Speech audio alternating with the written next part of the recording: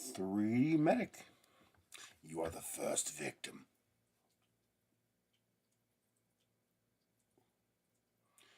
Drone Shots comes in number 2.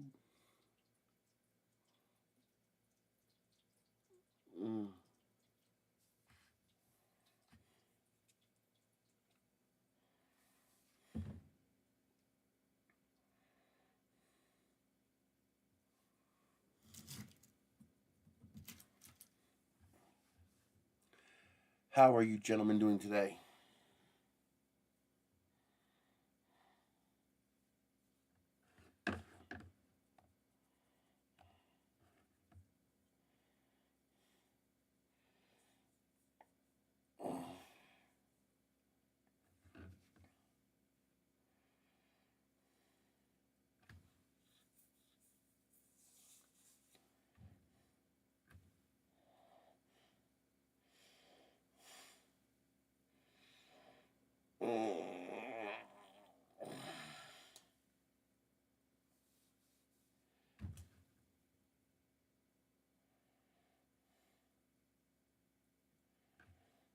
What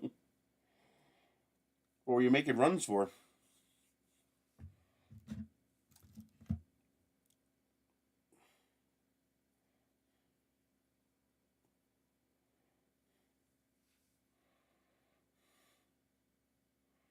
Oh, so you're on call for that kind of stuff.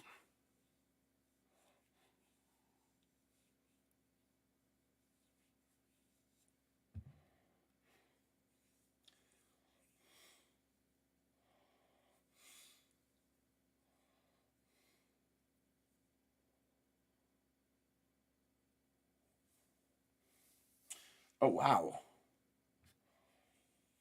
But that's like on call. You sit at home and wait for a call to come in. Like you don't actually work 24 hours. I mean, that'd be crazy.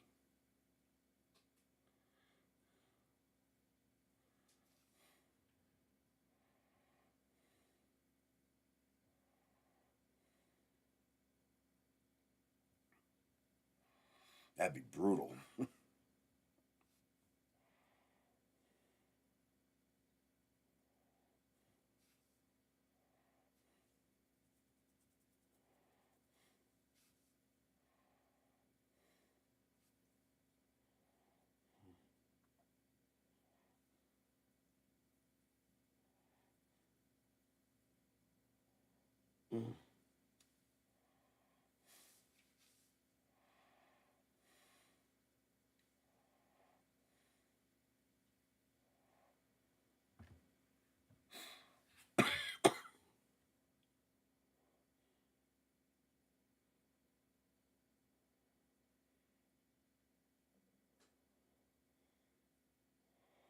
Yeah, I guess as long as you have a reliable means of making sure you get up, you can do that. It still blows my mind how little we pay some fire and EMS personnel. I mean, I know EMTs making basically minimum wage. It's mind boggling. Hey, Matt.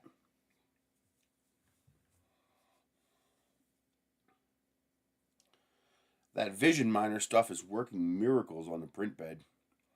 So far, I've had no issues with it. I've had to slow down how many of these I print. My electric bill last month was $300. Okay, I can't print one a day, not at that rate. So until the weather warms up a little bit and I can turn down the heater, I've had to slow down how many of these I print for the next month. But I tried printing this one, and you can see I got a nice little divot there. But that's because I experimented. I wanted to see, was it possible to turn off the heat bed? No. I got down to 55 degrees and it started to rip itself off the bed. So I had to turn the heat back up, but it saved it. You know, the part didn't fail. But yeah, even after waiting for that much of it to print, when I turned the heat bed temperature down, the warp force was so great it just ripped itself off the bed. So I have to keep the heat bed on. But with the heat bed on, the prints are perfect. Absolutely no peeling whatsoever. So that vision miner stuff is pretty impressive. I don't know about repeatability yet. If I could get even just 3 or 4 prints before having to reapply it, I'll be happy. Another idea I got is to slice the file multiple times and move the file on the print bed. So print it here, here, here, and here. This way it's actually printing in a slightly different location each time. And I can make better use of the entire print area before I need to reapply it. And of course, because I'm printing a outline pattern like this, I only need to reapply it most likely, these sections here. That's probably the only parts I'll have to reapply it. So I should get some pretty economical use out of it. But yeah, that's working great. It's driving me a bit nuts there, trying to figure out how am I going to get any of these parts to print straight. Well, the answer is use the vision miner. And it stays put. If you guys want to play with that stuff, I have a link. I have an affiliate link down below to order the vision miner stuff. Yeah, I think you can get like little sample packs. I want to give some of my viewers these samples when I go to Rocky Mountain Murph. So if you're going to go to Rocky Mountain Murph, hit me up. I got 6 of them.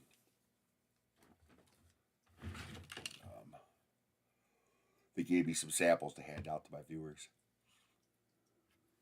Yeah, it's pretty amazing. And the nice part is it lets me print directly. Hey, JR. It lets me print directly on the aluminum bed. So no glass plate, no sticker, no PEI, nothing. The only trick was I just had to apply 2 layers. When I applied 1 layer, it didn't quite hold, but I applied a 2nd layer and boom, worked perfectly. So that's real nice being able to print just, directly on the aluminum without having to add anything. Except for the nanopolymer, of course.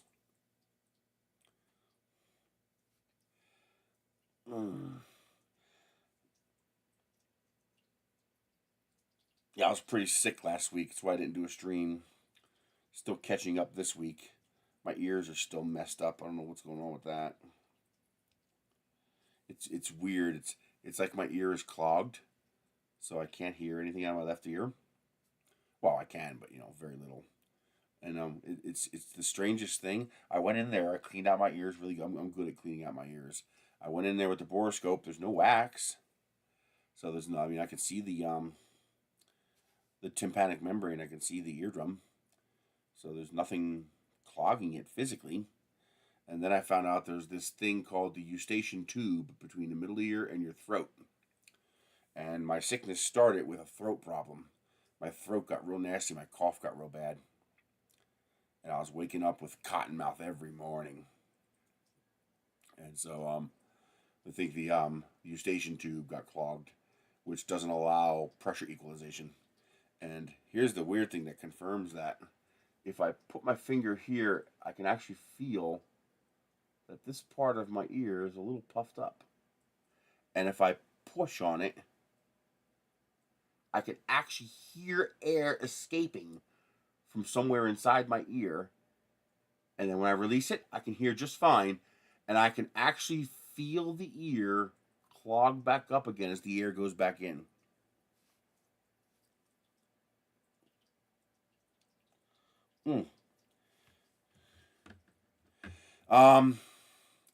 The trick with moving out here is to make sure, first of all, make sure you can get access to internet. So make sure, houses near where you want to buy a lot have access to either Plateau Fiber or Comcast. The second thing to make sure, obviously, make sure power is run to the property already, because that can get very expensive very quickly. And then see if the property has water. Ideally, you want to buy a lot that already has water. All water out here is well water. So, There's no such thing as city water and well water. In fact, there is no city water. There is a private company called Epcor, and they just have an industrial well, and then pipe that well water to your house. You want that because it's not that expensive. The average person is going to use $30 to $60 a month in water, and because the last thing you need is to pay $25,000 to drill a well, and then have that well dry up, and then you have to drill another one and hope you can get water.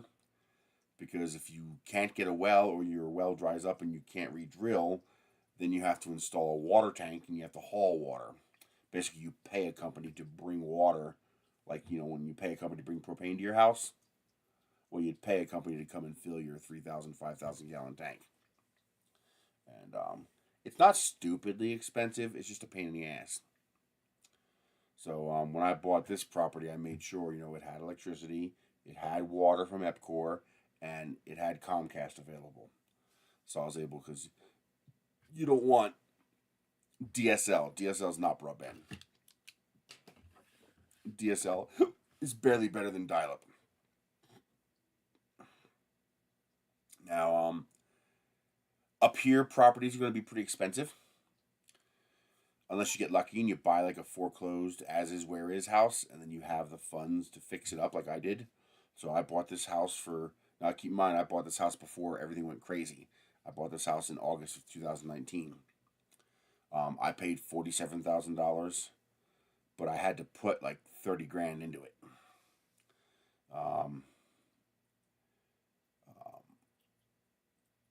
I had to put, you know, mini split in. I had to redo all the pipes, redo the skirting for the whole house, concrete work, carport. So as long as you're prepared for that, you can just keep hunting for a decent deal. I would advise trying to get someplace off the mountain. So Rio Rancho, Las Lunas, you know, outskirts of Albuquerque. Try to avoid being in Albuquerque or Bernalillo, because that requires vehicle inspection. But if you live outside of Albuquerque or Bernalillo, no vehicle inspection, which is nice. It's nice not to have to worry about that. Rio Rancho is really nice because you have Cottonwood Mall right there on the outside of Albuquerque, so you don't even have to go into Albuquerque. You can access everything. That's a real nice area to live in, that Rio Rancho area. But you got to be careful. There's a lot of Rio Rancho lots that are like empty. Like you don't even have maintained roads to get to the property. So you want to be careful not to buy something like that. You know, a property that you know, oh yeah, $50,000 if you want us to run power to it. So you got to be careful of that. Do your research there. The other problem with Rio Rancho is finding larger properties is more difficult. Most of the places split into half-acre lots. So you'd have to either find a larger lot, or you'd have to find adjacent lots that you could buy. So you could buy all 3 adjacent lots and get an acre and a half or something like that.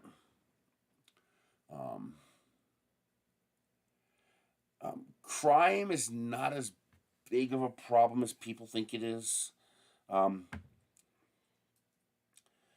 Most of the crime is either self-inflicted, unintentionally self-inflicted, or it's drugs or Indian related. So if you don't live on an Indian reservation and you don't do drugs, well, that's 90% of the crime. So if you don't do those two things, you're not going to have a problem with that kind of crime. The other part is being self-aware, partially self-inflicted. Like, you know, as you know, all my fuel got stolen, all my propane tanks, all my fuel, everything. But that was partially my fault for not having proper situational awareness. I have one of those big carts, you know, like the big flat truck cart you see at Home Depot. I have a plastic version of that, a big giant cart. Well, I brought all my fuel around from the back of the house to the front of the house because I was going to set up my tank, to set up my diesel fuel tank.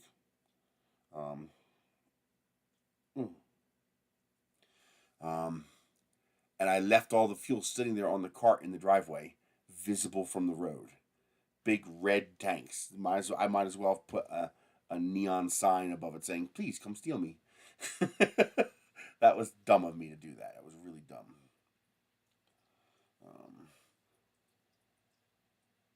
But what are you gonna do? But Rio Rancho, the trick is, and you're gonna pay more for this because it's Rio Rancho is a desired area to live. A lot of people want to live in Rio Rancho, so you're gonna pay a lot more. But if you find an already established property, you're probably looking at the $150,000 to $250,000 range for a low end property. But if you could find one that's already got utilities, you're golden. And the nice thing about Rio Rancho is that it's warmer than here, so the winter is going to be more mild than it is here. And as long as you're not living out like in a boondock property in Rio Rancho, as long as you're living close to the edge of Albuquerque, you got the Cottonwood Mall right there. So you have all your Walmarts, your Home Depots, your grocery stores, everything right there. That's where I tried to get a place. I originally wanted a place in Rio Rancho. Even my car with a bad battery would be fine in Rio Rancho. The only problem is the prices were just outside of my range.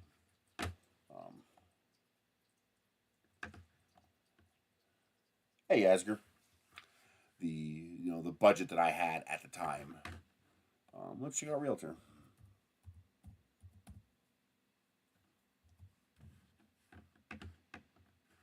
So,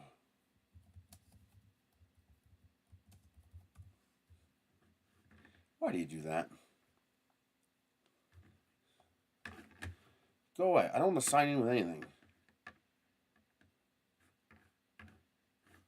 Go away. Let's see. Let's do 250K. 50K.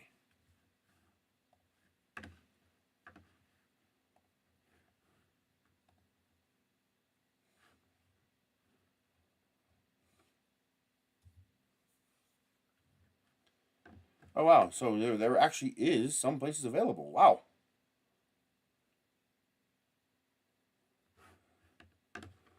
So here's what I do.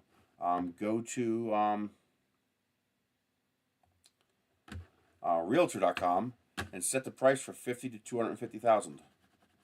The 50K should get rid of most of the empty lots of land. Like here, this is a 2-bed, 2-bath, 900 square foot. It's only a 5,600 square foot lot, but this is gonna have everything. But that's not a bad place for 220,000. This is gonna be more like an apartment, a condo. Yeah, you don't want that. Here's a 2-bed, 1-bath, 842 square feet, but it's still again a nice little property for 215,000. Here's one here. Now here's a larger one. Now this is not land. This is you're going to be in town here, but you get an idea of what's available.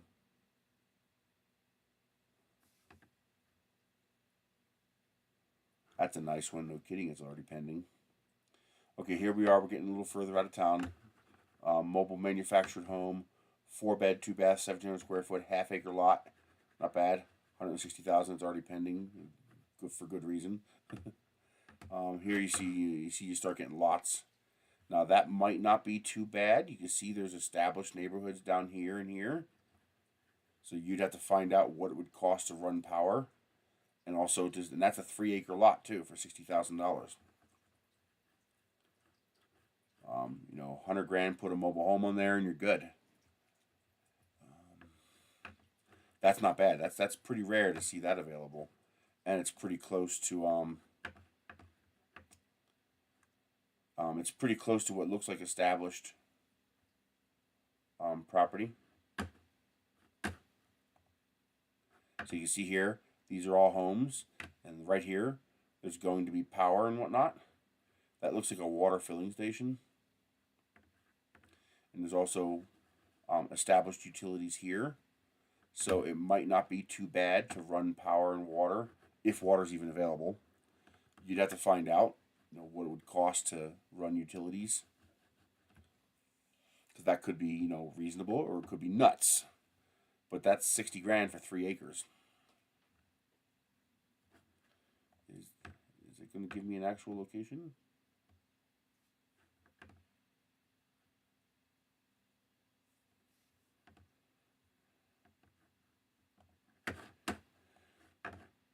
That's not what I want.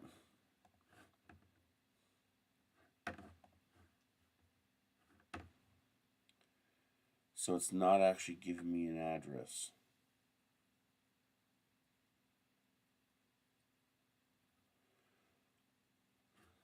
That's something you're going to have to look into as far as what it would take to get utilities out here. You see, there isn't even a road. So you got this dirt road right here coming up from the neighborhood, and you have to cut in right here to get to that plot right there. But you can see it is in the, it's very close to, this is all built up. You see all this area here is built up. So this is all homes and businesses and stuff here. So that's a way for you to get acreage while still being somewhat close. But you have to have finances for this kind of thing. You have to have money, because, you're not going to get a loan. No one's going to give you a loan for an empty plot of land. And you're going to have to, pay to put in a gravel road. The poor gravel road to get to your property, so you don't have to worry about, mud getting to your property. Hopefully this is city maintained right here. Hopefully that's a properly maintained road. And then you just have to cut in this little bit right here.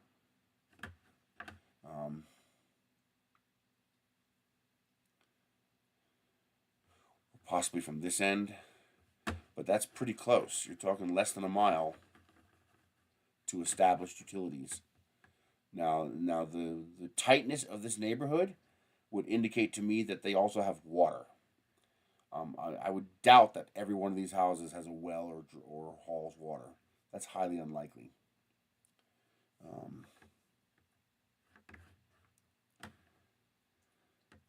wonder how hard it would be to find that.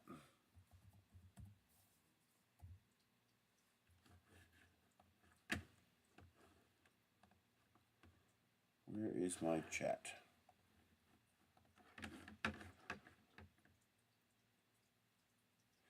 Not really. Hey, Mark, how you doing?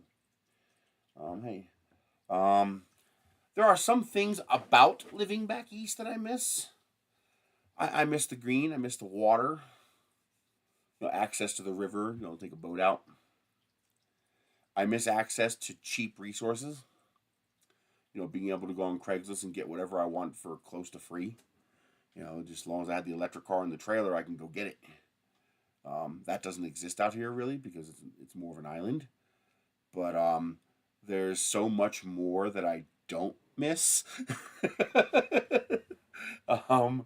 The high cost of living, the high cost of utilities, the high cost of taxes. I don't miss any of that. The humidity, the bone-chilling winters. I don't miss any of that. So there's a lot more pros than cons living out here. I love the views out here. I love the weather out here. I love the space. I think there's a lot more pros than there are cons. Let's see.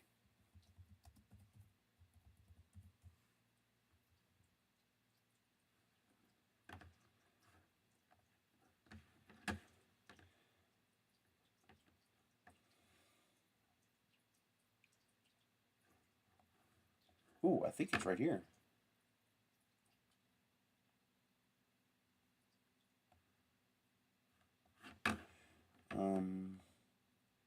Any satellite view. Oh yeah, right here. Okay, so that property is right about here. Why is this mouse being such a bitch? It's just not working correctly. Why is it giving me a problem? Never given me a problem here before.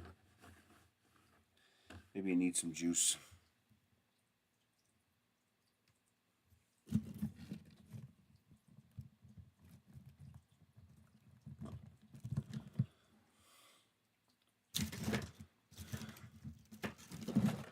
Come on. Stop being a nudge. I think my mouth needs some juice.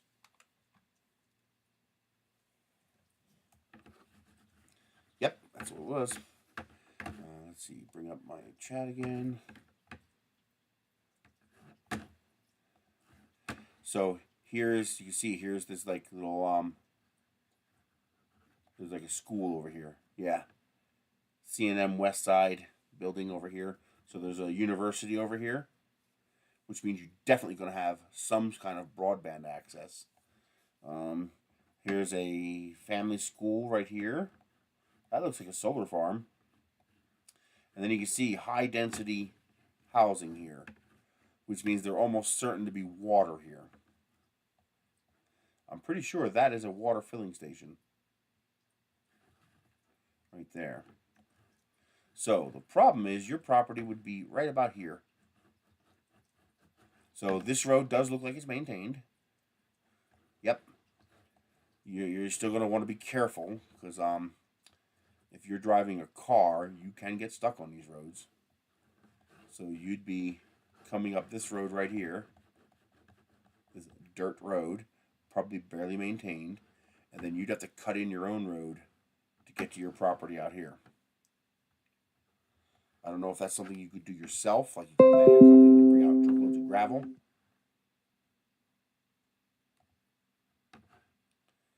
Or if that's, oh, I'm overloading the charger. It does not like me using both at the same time.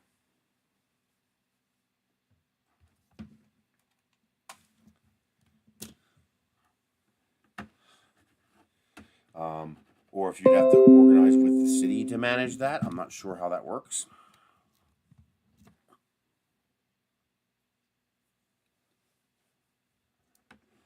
But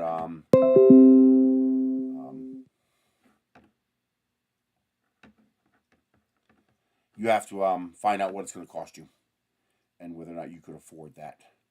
But you're probably looking at the property $60,000. You probably could buy a used manufactured home for $50,000 to $100,000.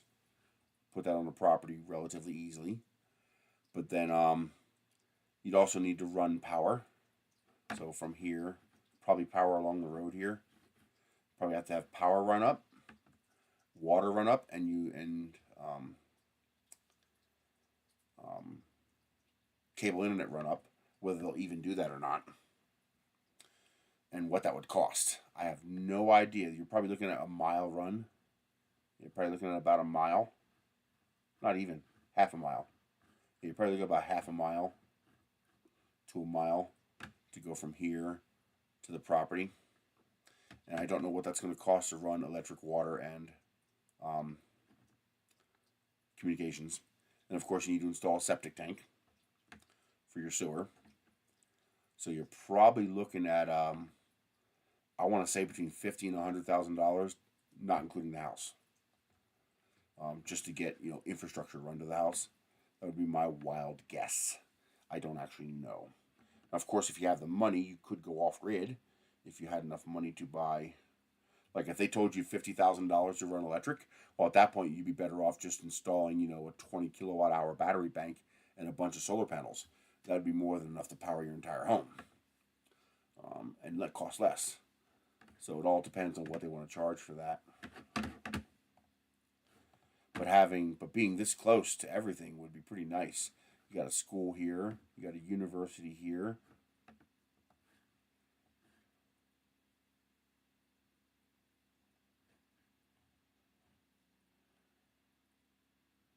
So basically look for Paradise West when you go to Rio Rancho. So here's if you go to the regular map. So when you type in Rio Rancho, this shows up. You see this little cutout right down here? Go to that cutout. So come down to this cutout right around here. And right below this cutout, you see Paradise West. Then switch to the satellite view. Zoom in. You'll see this green patch here on the part of the university. And you'll see this little stub out of houses right here. Right above that. It's right about there. So you see the little stub out, tank, university grass here. And you look at right next to the stub out, plop, right there. So you're looking at right about there. How even is it with, it's even with this. So right there. The bottom edge of your property be right there. 3 acres. So we've got a little bit right there. So that's pretty cool.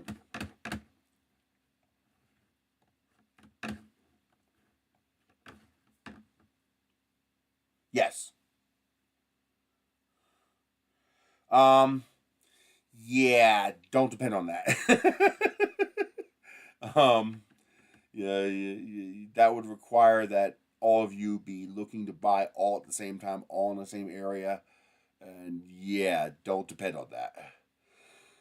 Assume you'll have to cover all the cost.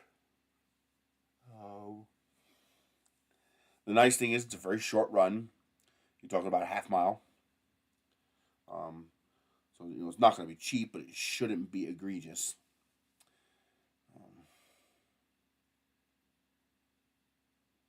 Yeah, that's a good idea too. How old is this map? This mapping data is current. This is 2024. But the nice thing about that area is that there's lots there. So to give you an example, so here's the property right there where the end of my arrow is. And here's Cottonwood Heights. So here's your Cottonwood Mall. Here's your Costco, your Home Depot. Everything is going to be right here. And you're looking at, what, 3 miles? So once you get to this road here, it's like a, what, 3 or 4 mile drive. And you have everything. And I do mean everything. So here's your Hobby Lobby, and here's your Texas Roadhouse, and your Costco, and the whole Cottonwood Mall, the Hong Kong Buffet, and Jack in the Box, and here's Sam's Club, Walmart Supercenter, Red Lobster, and in here's a Home Depot. I knew there was going to be a Home Depot in there somewhere. And here's the Home Depot. Here's PetSmart. Here's Dick's Sporting Goods. So you see there is absolutely everything here. It's why there's Best Buy, Michael's, wine shops, Olive Garden, Chick-fil-A, everything. Everything you could want. Barnes & Noble, Kohl's. There's your Sam's Club. So yeah, that's the reason I wanted to find a place out here in Rio Rancho. It's because it's literally it's like a 3 or 4 mile drive, and you're here in Cottonwood Mall, and you have absolutely everything. And if you need to, you can cross over into Albuquerque.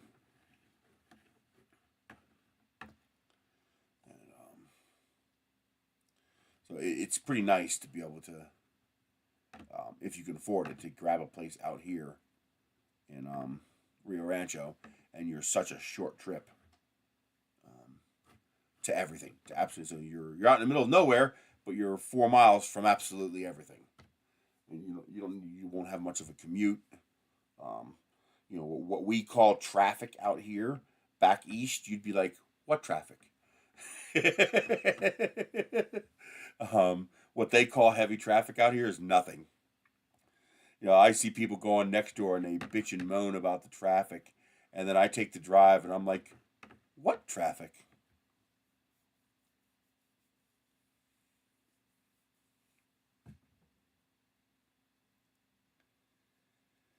But the residential only started in 2002. What do you mean by that?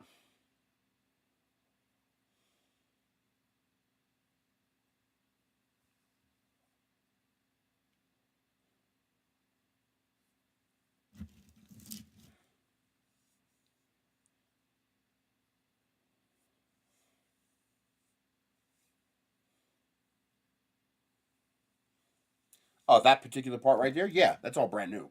Yeah, that's all new. It's right on the edge of the expansion, so yeah, that's all new.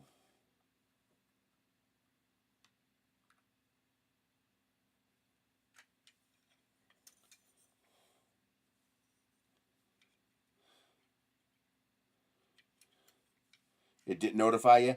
And make sure it didn't unsubscribe you. YouTube has a tendency to do that.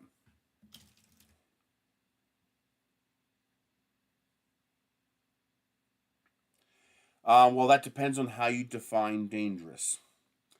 If you define dangerous as looking at the statistics that show, safest city to most dangerous city, yes, it is. It's one of the more dangerous cities. Not as dangerous as Detroit or something like that, but definitely definitely has a higher crime rate than most of the rest of the U.S. However, this is important for people to recognize that a lot of that is relative. For example, what's the most dangerous job in the country? What's the number one most dangerous job? Deep sea fishing and farming. People who are loggers, deep sea fishers. It's some of the most dangerous work you can do. It's the number one most dangerous job in the country. Yet, how many people die per year? 4. So, just how dangerous is it? Okay.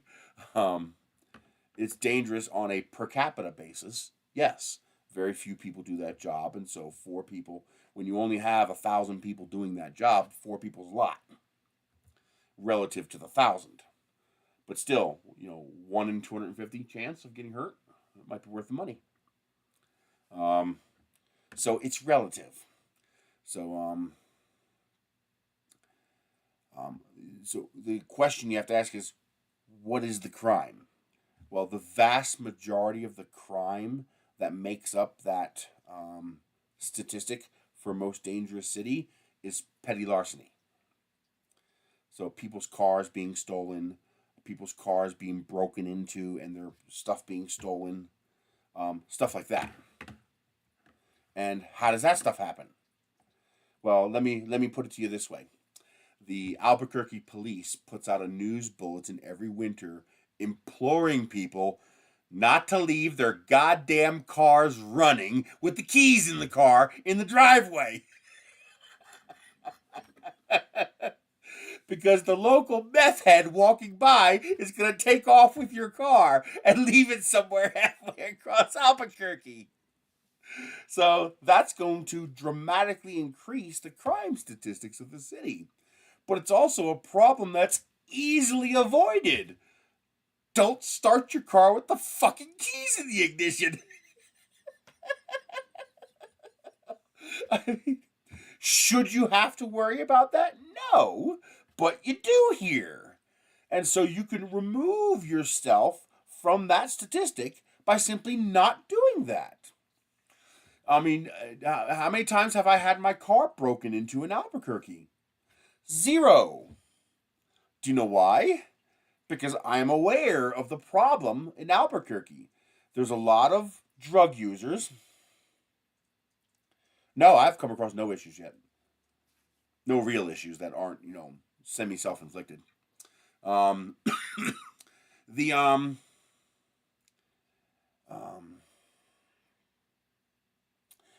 one of the first things that I learned is that neighbors told me, don't leave anything in your car.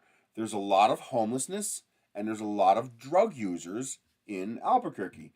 Our heroin is meth. So we're like the meth capital of the country, versus like Philadelphia being the heroin capital of the country. So you got a lot of meth heads running around, and they need money to go buy more drugs, and they walk by your car and see that that laptop bag in the back of the car. Yep, there goes your window, and there goes your laptop. So what's the trick? Yeah. um, the So the trick is when you drive into Albuquerque, make sure your car is empty. When I go into Albuquerque, my car is empty. There's nothing on the seats. There's nothing visible in the windows.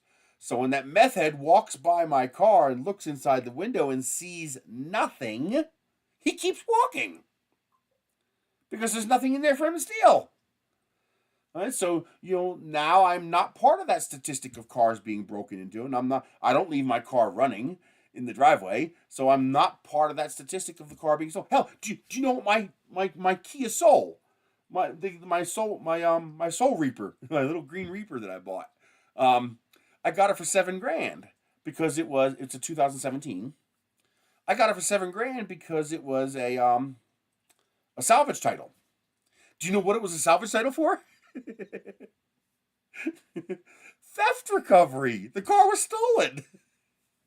And eventually, later on, they found the car. And of course, the insurance company already paid out and wrote off the car. So now the car has a salvage title. And, you can still see where they broke into the car. You can still see the damage around the lock, because they know they replaced the lock, of course. And you can still see the damage at the top of the door trim where they pried open the top of the door to try to break into the car. And one of the most theft-prone cars around is Kias.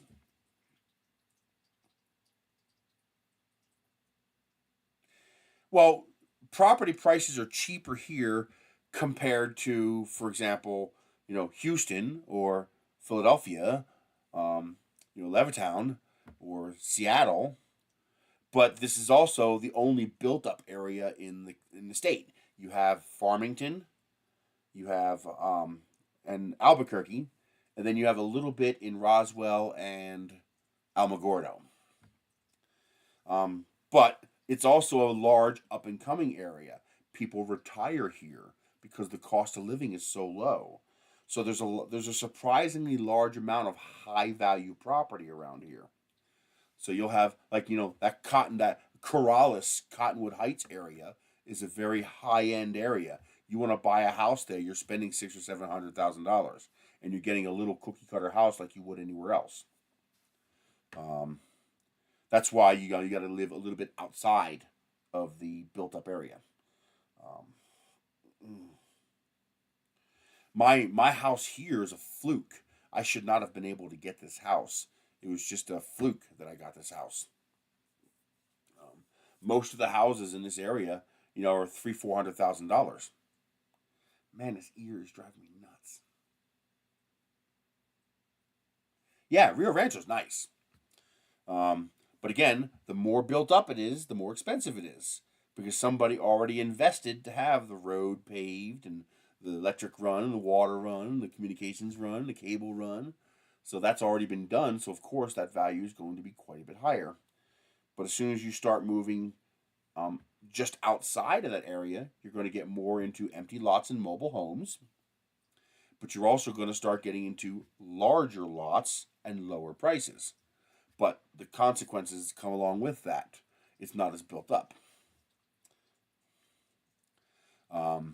The other nice thing about living out in slightly outside the developed area, like that Rio Rancho property, is that your exposure to crime is going to be dramatically lower.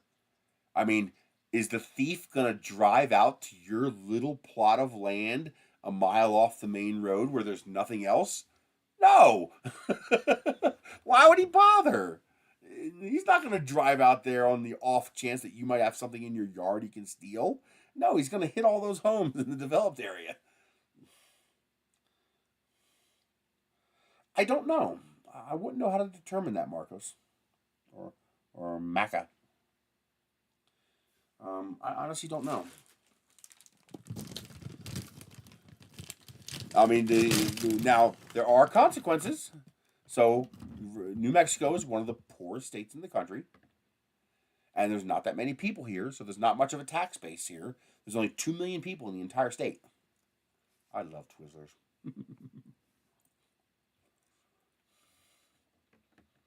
So, government has limited resources. It's like most states, it's about 50-50 Republican, Democrat, although it tends to lean slightly Democrat. In general, I don't have a problem with the government in the area. They seem to be pretty chill.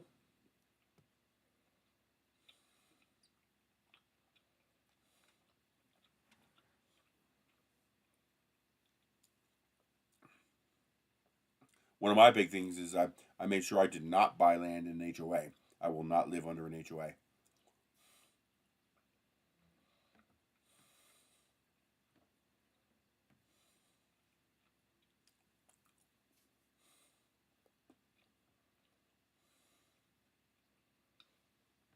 I mean, you want to secure your stuff. Easiest thing to do is buy a sea container. You'll pay the $4,000 or $5,000, buy a 40-foot sea container, put a lock on it. Now you have a 330 square foot shed that you could lock all your stuff up in. Another common theft item around here: motorcycles and trailers. So make sure you secure them.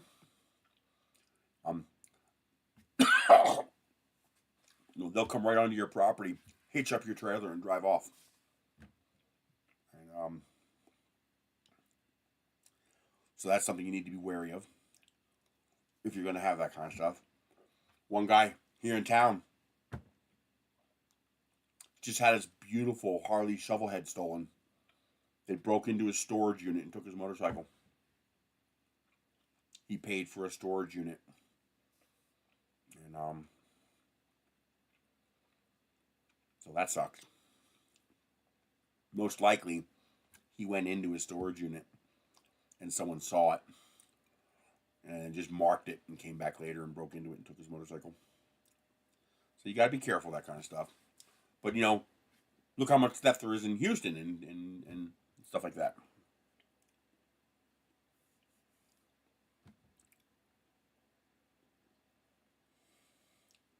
Exactly.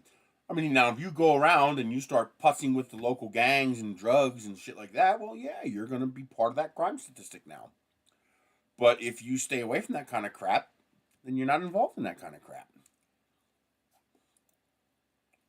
I think somebody told me, I don't know how true this is, but like 60 or 70% of our crime is Indian on Indian crime in the reservation.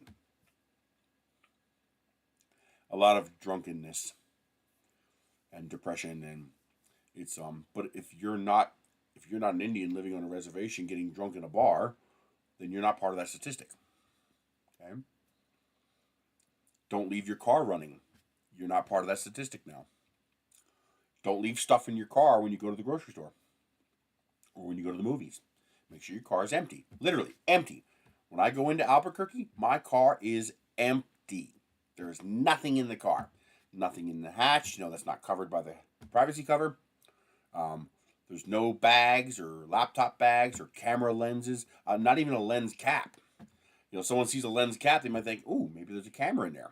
All right, so there's nothing in the car. The car is empty. It looks like it's ready to be sold off the lot.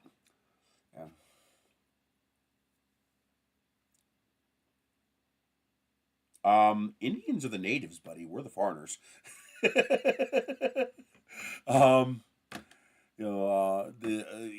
people who are unaware, there is a lot of Indian territory here.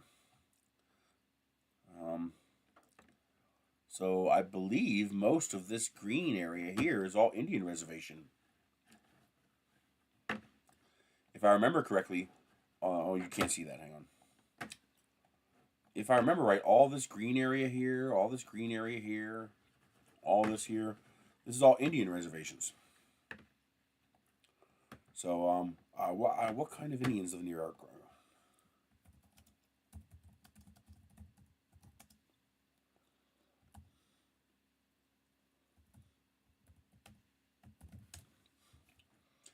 Looks like it's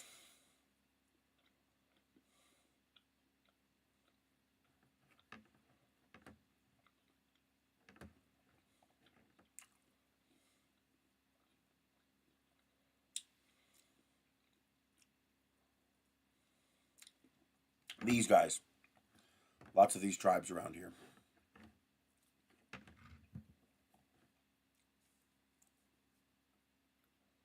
Apache tribes,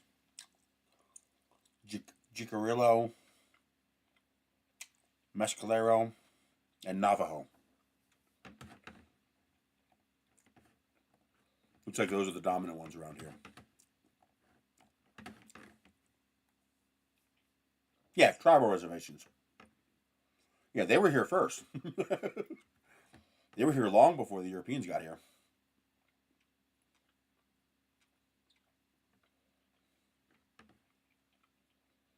Yeah, not Indians like I'm sorry, not Indians like from India.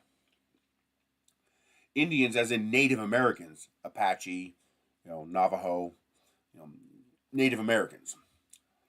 Well, a lot of them, live on the reservations. They don't have much to do. They get drunk in bars. They get in fights. So there's a lot of Indian on Indian crime, and a lot of our crime statistics are that. So, if you're not an Indian living on an Indian reservation, getting drunk in an Indian bar, having a fight with another Indian, then you're not going to have a problem with that. So if that's 60% of the crime, then you can see that, the crime is actually 60% lower than what you think it is because you're not part of that. If 10% of the crime is gang related and you're not involved in gangs, then that you can ignore that part of the crime statistic in most of the area.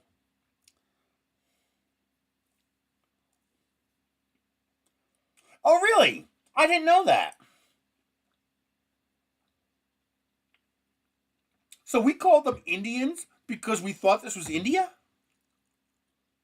Now that's a little historical tidbit I was not aware of.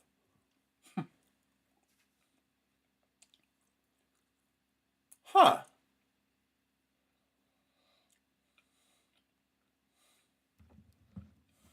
Now I know. That's cool.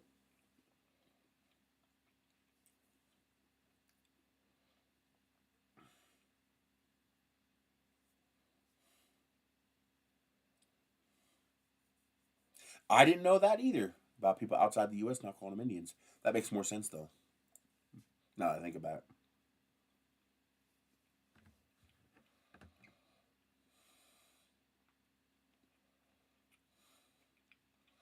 And then,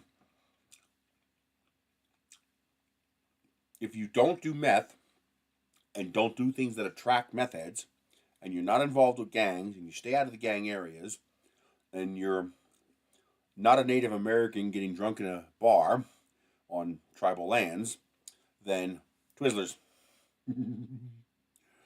Then you are basically exempt from 70% of the crime in the entire city. So, is it one of the most dangerous cities in the country? Yes, but that's relative.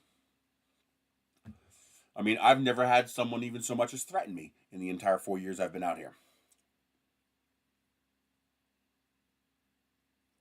I don't know. I just went to realtor.com and saw what was available. There's always lots available. The problem is most people buy the lots in the hopes that infrastructure expansion will expand and overwhelm the property, and then they can resell the property for more money.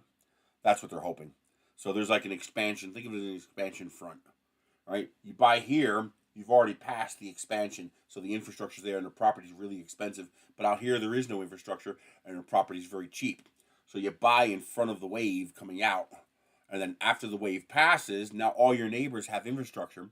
So now it costs very little to add that infrastructure to your house because the pole's already there, the water line's already there, the gas line's already there. You just got to hook up your house. And like if I didn't have rock in the road, I could get natural gas, plumbed to my house for $1,500. That's a far cry from $50,000. Which I can't do it now because I don't have the money now, but I might be able to do that in the future. They just ran a sewer line down the street past my house.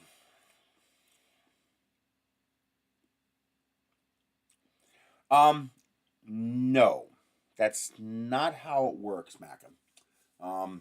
It's not the state that determines the price of the land. It's the infrastructure and where it's located that determines the price of the land. A 3-acre lot in the middle of nowhere with no infrastructure, no roads paved, is going to be cheap pretty much anywhere. Now, the difference is, in the East, a lot less of that exists because the population density in the East is so high that most of the land has already been improved. So unlike the West out here, in the East, there aren't very many available large tracts of land where you can just buy an empty chunk of land. It does exist, especially in states like New York, Ohio, the Virginias. There's going to be available plots of land there. But you also have all the problems that come with buying land there. You have the rain, the snow, the mud, the humidity, and that makes all of that more difficult. Out here, you have the advantage of desert.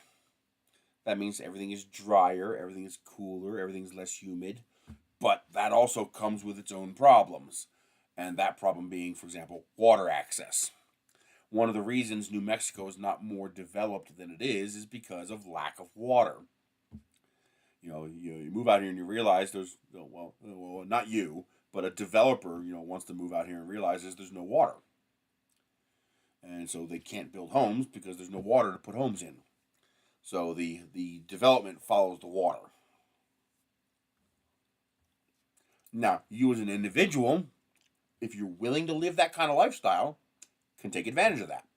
If you come out here, you'll see there's a bunch of little 2-acre properties, with sea containers and a mobile home or even a camper and some solar panels, and they're living completely off the grid. And depending on how much money you have, might not be the greatest lifestyle in the world, but you can do it cheap. And so people who don't want to be a wage slave to rent an apartment, can do that. They can buy a plot of land and then go live on it. If that's the kind of lifestyle you want.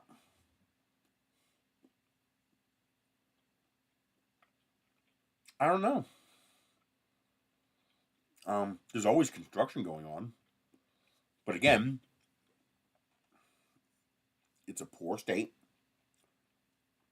So they don't have, a ton of money. If you want to start a family, that's something you need to consider. We have some of the worst education system financing in the country. So if you want good schools, might not be the best place to grow a family. Unless you research and find some decent schools and, buy property that's in that school district. And of course you have the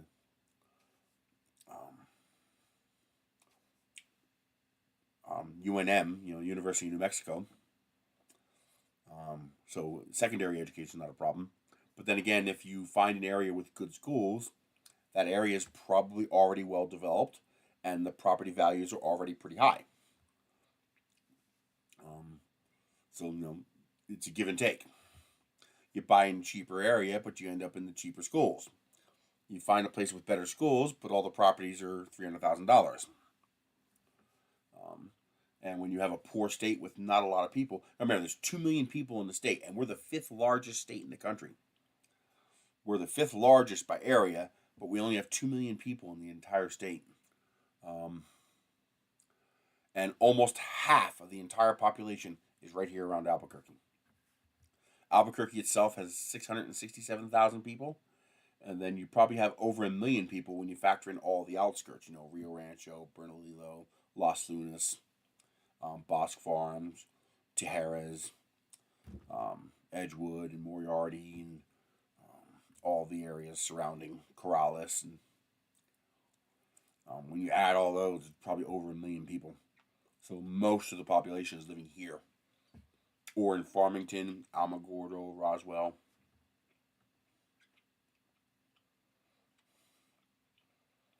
That's another nice place you might want to look at to live. I almost bought a place there, Alamogordo. It has infrastructure because there's a military base. Beautiful area, surrounded by a mountain range. Oh my God, it's gorgeous. I love it. Now the only downside is everything you need is there. You got Walmarts and Home Depots and shopping centers and all that stuff. So everything you need is there. But there's nothing outside there. You want to go to anything else, you've got to travel.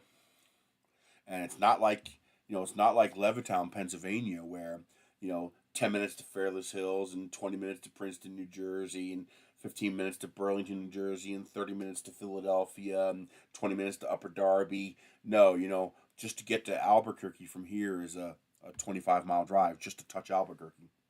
So if I want to go to the movies, the nearest movie theater is right at the bottom of the mountain, right at the entrance to Albuquerque there. It's a 50-mile round trip to go see a movie. So that's something you have to consider. I don't know. Now, it's not a long trip because I literally drive 1 mile and I'm on Interstate 40. 75-mile-an-hour speed limit drops down to 65 miles an hour as you approach Albuquerque. And in 20 minutes, you're there. Like literally, it's a 20-minute drive. But it's still 50 miles. And it's still 50 miles worth of gas.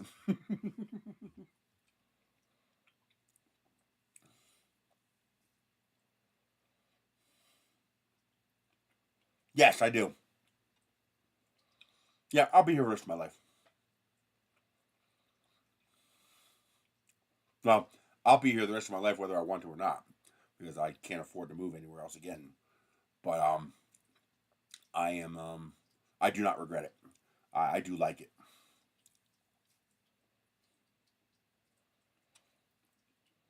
My only tiny regret is that I wish I could have gotten a place a little lower elevation for a milder winter. Really? Recalling the A1?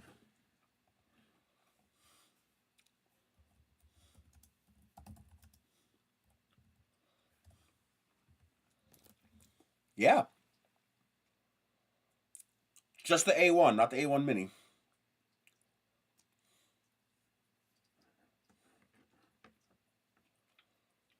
Faulty heat bed cable. Yeah, so they're recalling them all. That's their bed slinger, the A1 bed slinger.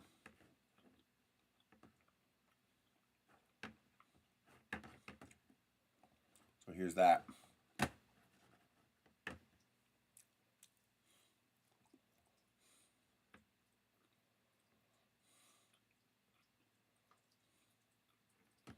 And then here's a video. Looks like it's after bending a few times, the stress fracture failure. That's what I would guess. Oh! Wow!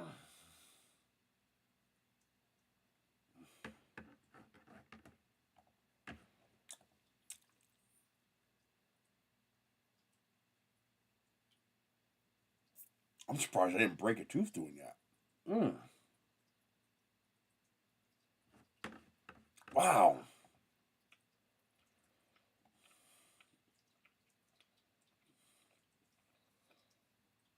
Be a little more careful chewing.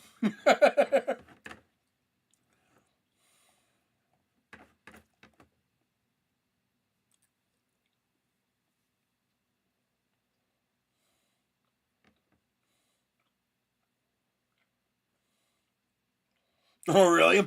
Yeah, I was doing this weird chewing action with the Twizzlers, and two of my teeth grabbed each other. I'm surprised I didn't break a tooth, man. I felt that. I don't feel a chip.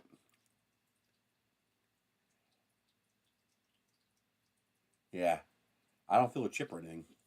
So I got lucky. I gotta be careful. Gotta pay attention to that.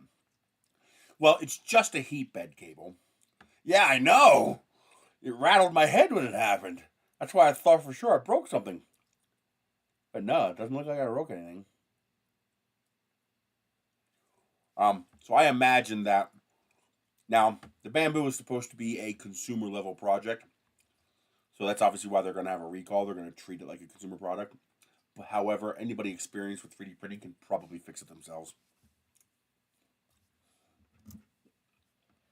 The grommet. Ah, the grommet fails and then it starts to chew away at the cable.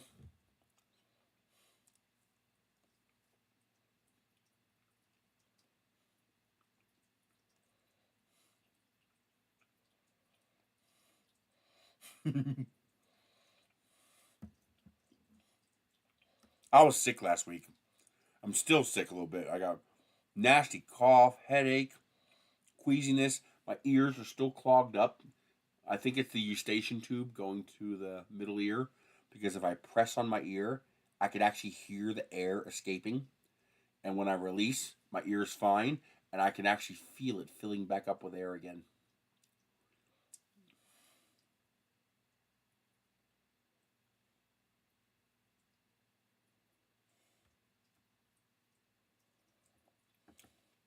No, they heat shrank it on and it melted. Oh, ouch! So it was shorting. Oh, it's an AC heat bed. Yeah, that's pretty dangerous. So that's why they're doing a full recall. Okay, that makes sense. But hey, stuff like that doesn't bother me too much, because if they're being responsive to it and they're taking care of it, shit happens, mistakes happen, you address it, you fix it. As long as they do that, good. And I could see that happening, you doing something and having an unintended consequence, not realizing that the heat you were applying was going to melt the insulation. I could see that happening. But then again, that's also being cheap, because if you're going to use a mains heat wire bed, you should be using quality silicone wire, not low-grade PVC wire that has insulation that melts. Wow, that's generous of them.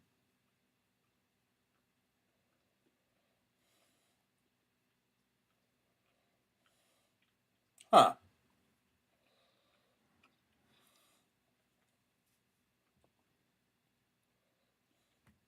Well, yeah, you can fix them.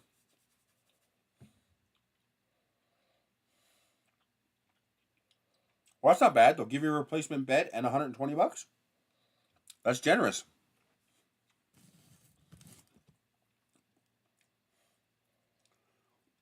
So it looks like Bamboo's going to stick around, huh, for the long haul? They got more machines. They're standing behind them. I still don't like the proprietary nature, but I understand it.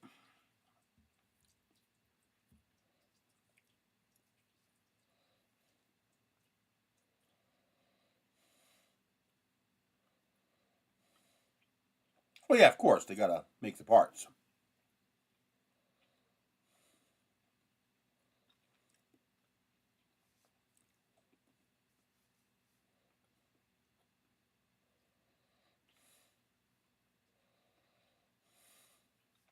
I don't know if you used it yet on Lightspeed, but that nanopolymer adhesive works great. I tried seeing if I could turn off the heat bed, because the electricity savings would actually pay for the nanopolymer, but can't. At 55 degrees, it started to rip itself off the bed. But with the heat bed on, these things print absolutely flat. No peeling. Yes.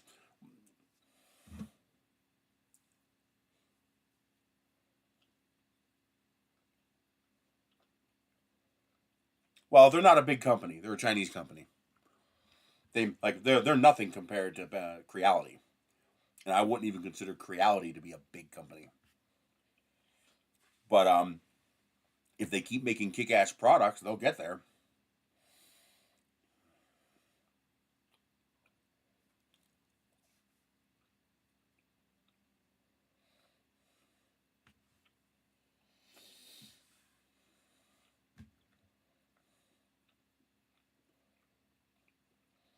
But this stuff has been really impressive, especially being able to.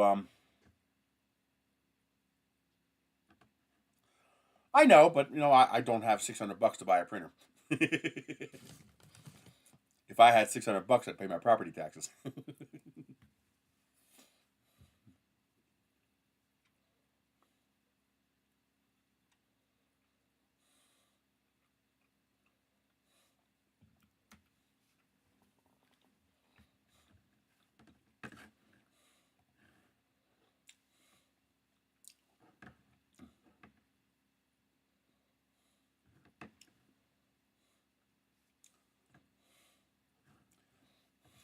But I'll wait until I can I'll wait until I can afford the X1 because I want the ability to have multiple AMS units. Yeah, but I'll start uploading my models, but my models are so niche. You know, how many downloads of centering rings and nose cones and 3D printed rockets am I going to have? Is the new one better?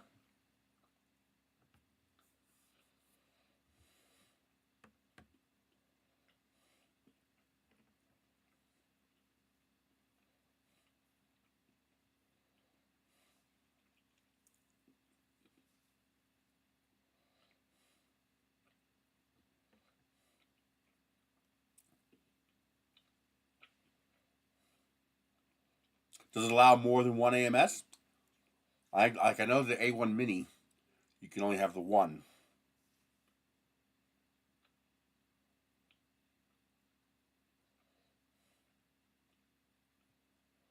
So the new only allows four colors.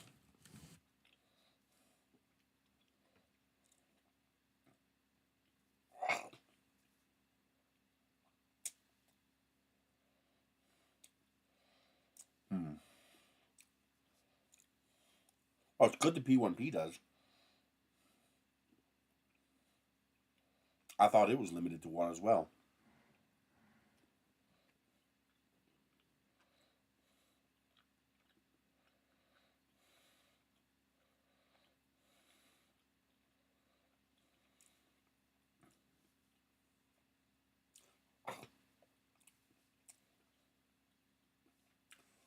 Yeah, they've never I've contacted them, but never got a reply. Probably not big enough. Not enough viewers.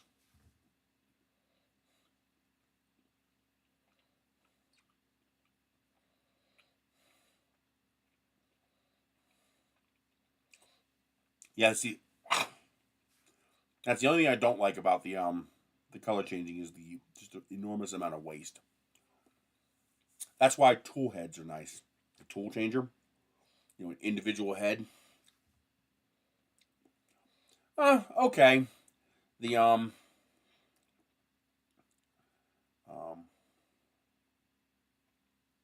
well, it's the nature of okay. Now, first of all, you can tune the bamboo for less waste, but you're going to run into the same problems they run into. One particular color will take more purge to get rid of that color. Otherwise, you have bleed through when you change colors. One of the reasons the waste is so high is for reliability reasons. They keep the purge high and the waste, which also means the waste is high, in order to make sure that your finished product is as clean as you want it to be. So while that causes a lot of waste, it also increases customer happiness and decreases how much work the customer has to do to get the result they want. Just like any other machine, you would have to do a lot of fine tuning. Yep, exactly. That's why I like the idea of a tool changer. A tool changer would get rid of almost all waste. Now, I wonder if there's ways that, I guess there isn't really. I was wondering if there was ways for you to optimize. I guess that would require a fundamental slicer change. So, for example, let's say I were going to do this in two colors. This half one color and this half another color. If the software was smart enough to adjust how much of the inner layers and the infill went to each color, then it could start printing where parts that you can't see with the new color without a purge. Just start printing the inside part. And as long as there's 30 millimeters worth of printing before you get to the outside layer, you'll have a purged color. But that would require a lot of intelligence in the slicer itself. and to be able to analyze the geometry of the model to figure out, is there enough interior structure for me to do my purge by printing that interior structure before it got to the outside part. So if I only had this little piece that was a different color right here, well, then I might need to use most of this interior to do my purge before it actually got to this point here and printed that little outside part, to eliminate that waste. But that would require the one the one thing these companies are not very good at, and that's deep changes to the slicer instead of cosmetic changes. That would require intelligence in the slicer, but that there is potential for that at least. Because I've seen models where the purge uses more plastic than the part that's being printed.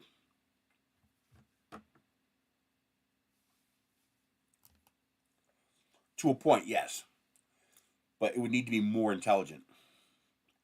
So, for example,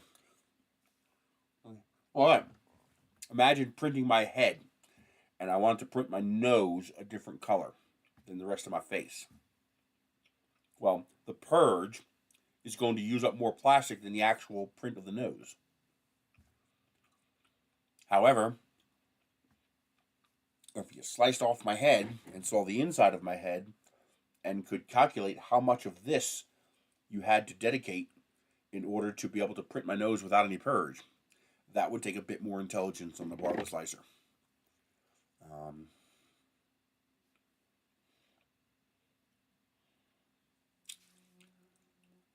But I'm betting there are ways to do that. And there are ways the user can do that as well by designing the part as a multi-part print that fits together with zero spacing. So it's all fused when it prints. So instead of having a part that has just a nose that's a different color, like that part might actually be, a part that is inside the model that goes around like a star. And then we need a slicer to be intelligent enough to start here, print the inside of all this part before it prints the outside nose part. And then that would use a little more plastic to make the model, because your model would now have more walls. But you could compensate for that by reducing the amount of infill, since you wouldn't need as much infill. But that would require a lot of skill on the part of the modeler to design the model to incorporate that. And then the slicer would have to be designed to take advantage of that. But I think there are ways that could be done. I have a feeling that the problem was the implementation was so poor. But the ideal way to handle this is the way that XYZ handled it. And that's to print everything white and then use an inkjet printer cartridge to color what you needed colored. I mean, their implementation was pretty meh, and the colors were pretty unsaturated. But a further improvement on that process would solve this problem altogether. The problem is it was proprietary. What we would need is more like an ink tank system like you see now on printers, instead of proprietary cartridges. And they would also have to find a way of increasing the contrast of the colors. But of course, XYZ, Da Vinci. Da Vinci wanted it to be proprietary because they wanted to sell you expensive ink and expensive filament, which of course killed it. That's why they don't exist anymore. But I have a feeling some implementation of that will happen first. It just makes more sense, because that would solve all your problems.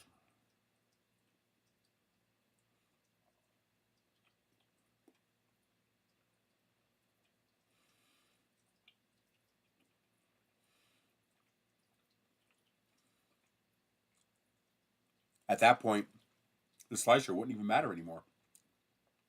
What you have then is probably something more like what the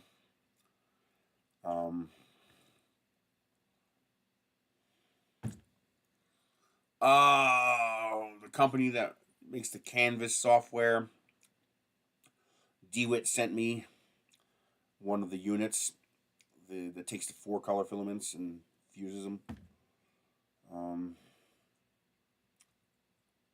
God damn it. I forgot the name of the company.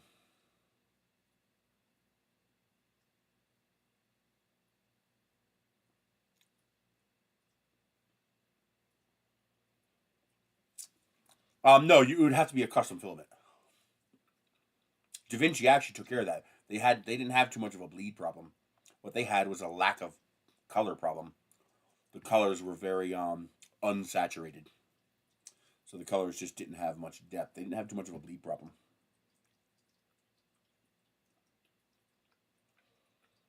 The models didn't look bad, though. The models actually looked pretty damn good. The problem was a lack of color saturation. The colors were dull. And that would require working on a custom filament. Something that, and also a custom ink. So the ink would have to be more vibrant, and the filament would have to be able to hold a higher contrast. But they were on the right track. It died because it was proprietary, and no one wanted to touch it with a 10-foot stick. But who the hell is that? What is the name of that company that makes the unit that DeWitt sent me? That has the cutting fusing unit core inside, uses the canvas software to color the print. You feed 4 filaments in, and it cuts it and fuses it together, and then feeds that into your printer. I can't remember the name of the company. But anyway, if I remember right, one of the things that they did was you would feed the G code through their software afterwards. And they would then post-process your G code. And that's probably what would happen with something like an inkjet type printer. You would just slice it in Simplify or Prusa Slicer or whatever slicer you wanted, and then you would feed your G code. Palette, yes, the Palette 2. Yes, that's it. You would then feed your G code into their inkjet software, and it would find the layer breaks and inject its own command that your printer would then know, okay, print this layer, and now bring out the inkjet head and color what needs to be colored. That's probably how DaVinci did it. Mosaic.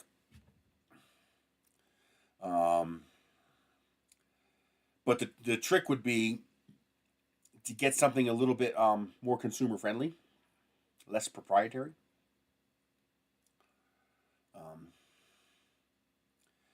So that development could occur. Because once you got something less proprietary and more consumer friendly that people enjoyed, then you could get work done on the chemistry to work on a filament that would be a better canvas for the ink. But I have a feeling that's where multicolor will eventually be.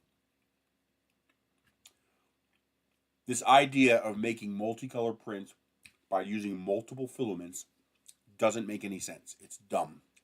It's a hodgepodge, hackneyed, duct taped, jerry rigged method of doing multicolor prints.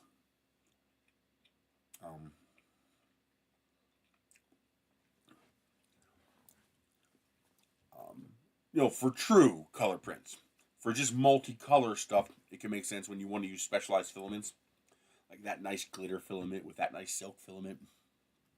But in general, for full color printing, it makes a whole lot more sense just to print the ink on the print. That's how all the professionals do it. You look at the jet printers, the polyjet printers. That's how they do it.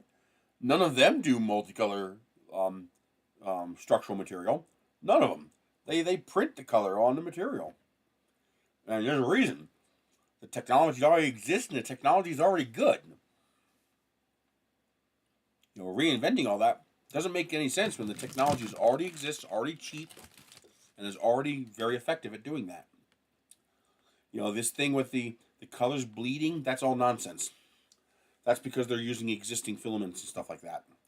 If it became popular, the R&D would be put into the filament to eliminate those problems. That's just a chemistry problem with filament. And the low saturation is just a chemistry problem with filament and ink. That would all be solved.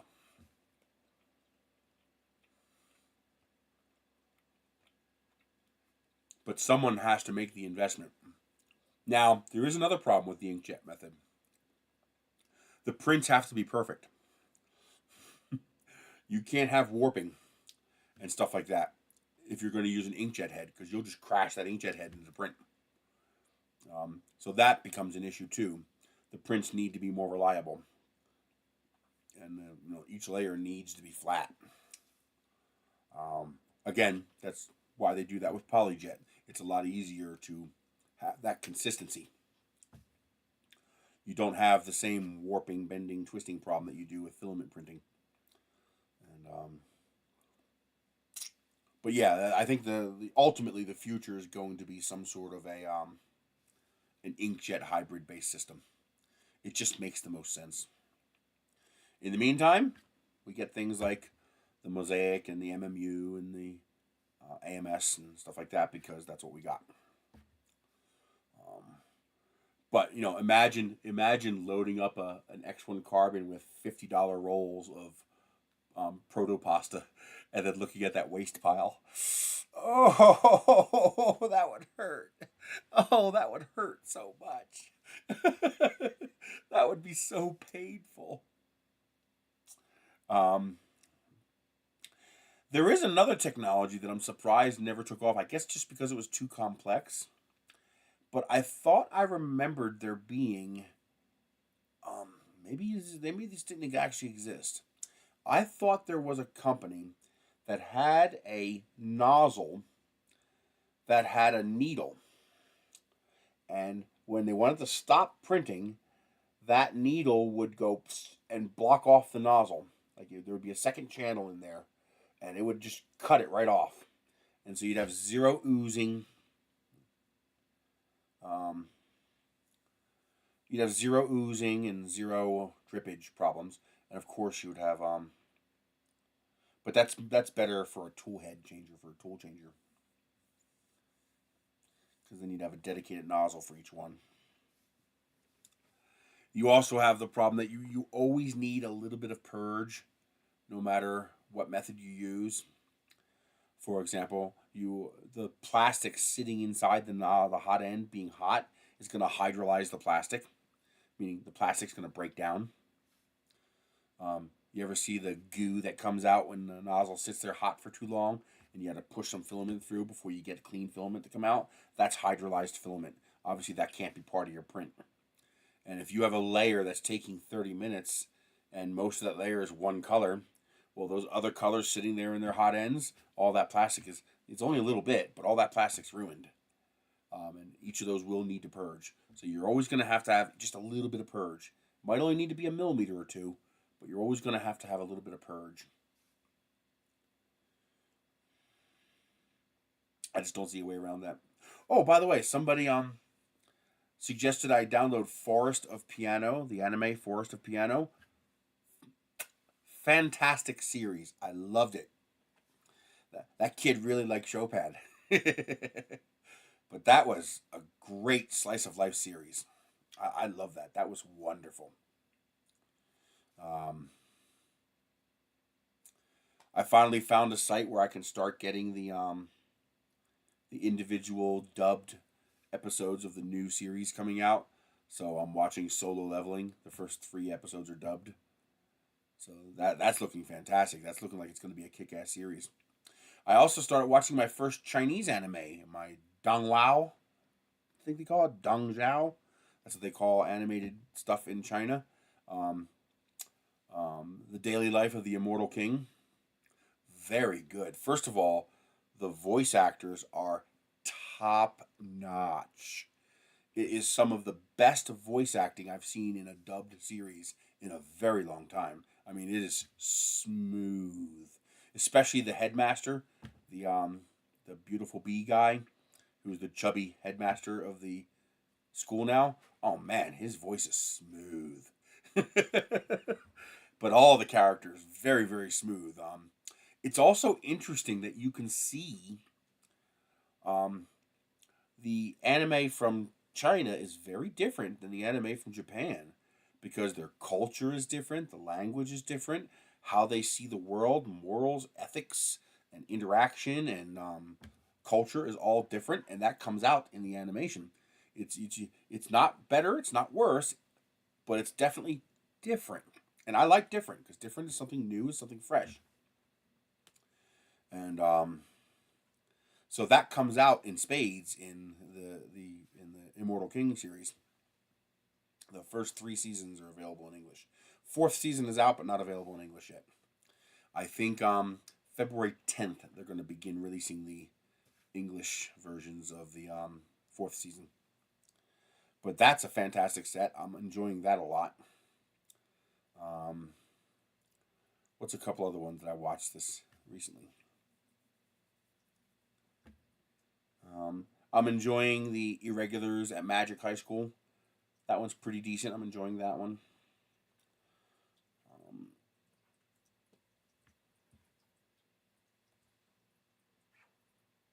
What are you doing, weirdo?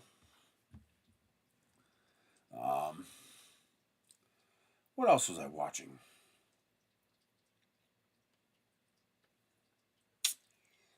There's a couple other 12 episode, it's just one season that were pretty good that I enjoyed.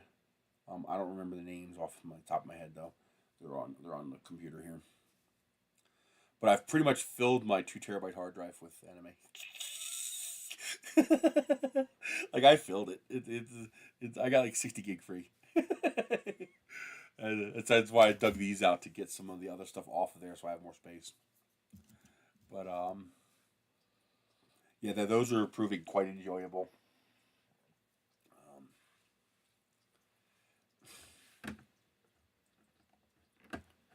Why isn't this working? There it goes.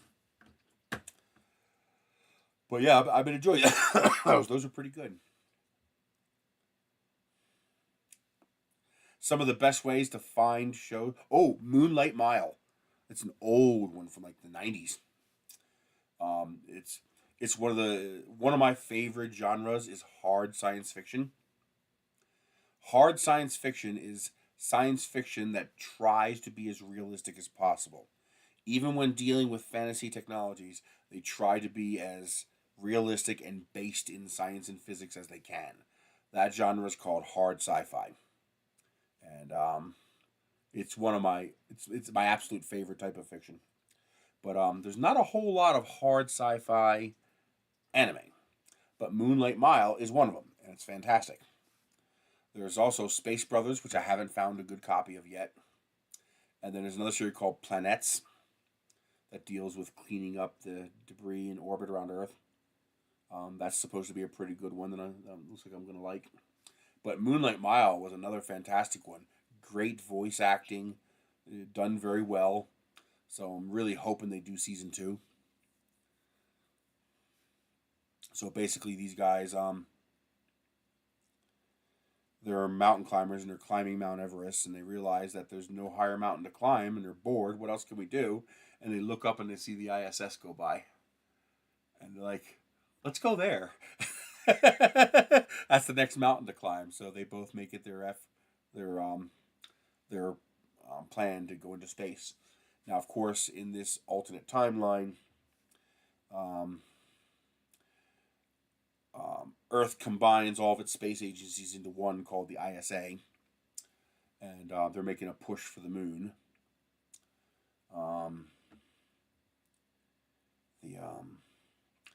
So the one guy goes into the Navy, figuring he'll be an expert pilot to get his ticket into space.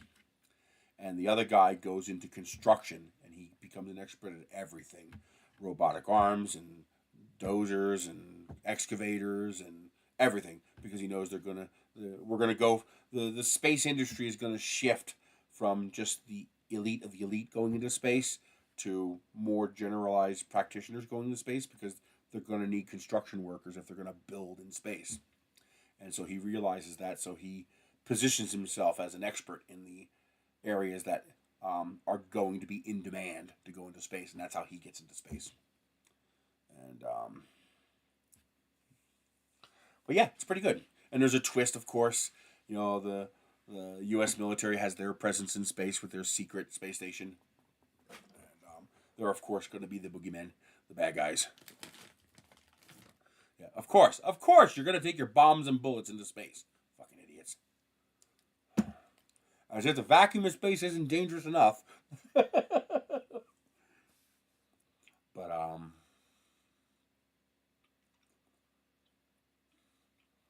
and oh my God, I mean, have you watched, if you like space, that's a bit more realistic. There's a series, I think it's on, is it Apple TV? I download torrents, so I don't know where it comes from. But it's called For All Mankind.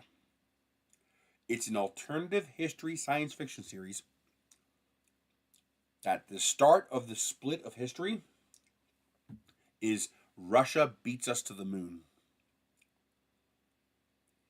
So the Russians make it to the moon first before we do. And so now the history is the space race never ends because America is constantly trying to one-up Russia because Russia beat them to the moon. And so it's a race for mining on the moon. It's a race to Mars. Where North Korea beats everybody to the moon or to Mars. There's this big race. You got the Russian spaceship, the American spaceship, and the private corporate spaceship, all racing to the moon, or not the moon, Mars, to see who will be the first to step on Mars. And the Russians end up copying the nuclear engine that the just jump off a second-story building. You'll see how fake gravity is. And the Russian ship breaks down, and so the American ship gives up the race to Mars in order to save the Russians. And man, it's gruesome. Like they one part, the thrusters on the Russian ship fuck up and they start firing and they can't stop them. But the ships are tethered together because they have to offload some of the liquid hydrogen into the American ships so that they have enough fuel to finish making the trip because they detoured to save the Russians and to take on the Russians on their ship. And the two ships are tethered together and they collide, and the one ship starts rolling over the other ship like this. And an astronaut, his tether gets stuck under the ship, and you see it just roll over him and swick. Oh man, that's a fucked up way to die. Wow. You know, they didn't show any blood, but they showed the astronaut getting sucked under and squish. Oh, it was gruesome. But anyway, they make it to Mars, and the Russians and the Americans are on their ship, and the private corporations on their ship.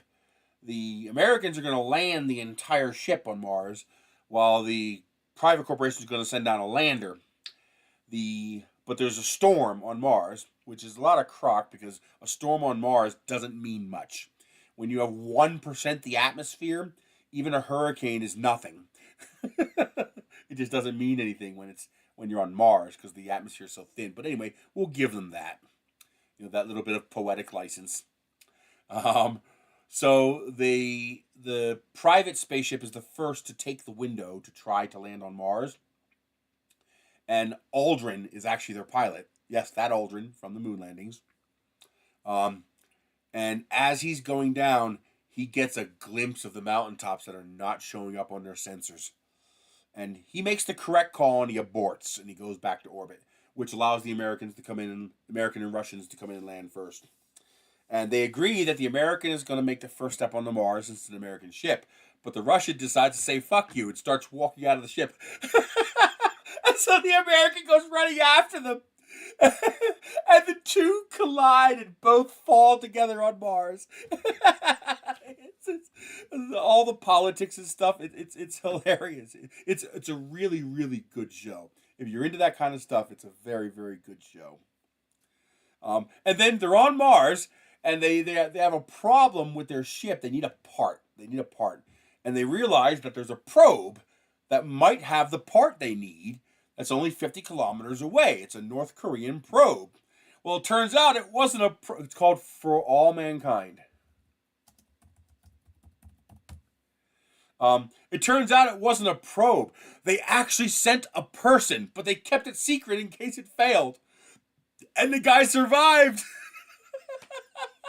So the American and Russian astronauts are sitting there on Mars while the guy's holding a gun to them because they can't speak to him. They can't even talk to him because the radios don't work on the same frequency. And it suddenly dawns on them, like, wait a minute, didn't they launch in September? And they're like, and they realize, all of a sudden they realize that none of them were first on Mars. That North Korea was first on Mars. North Korea! Oh my God, it's so crazy. It's such a good show. Oh yeah, For All Mankind. It's really, really good. I like it a lot. Oh, it's so funny. We're on season 4 now.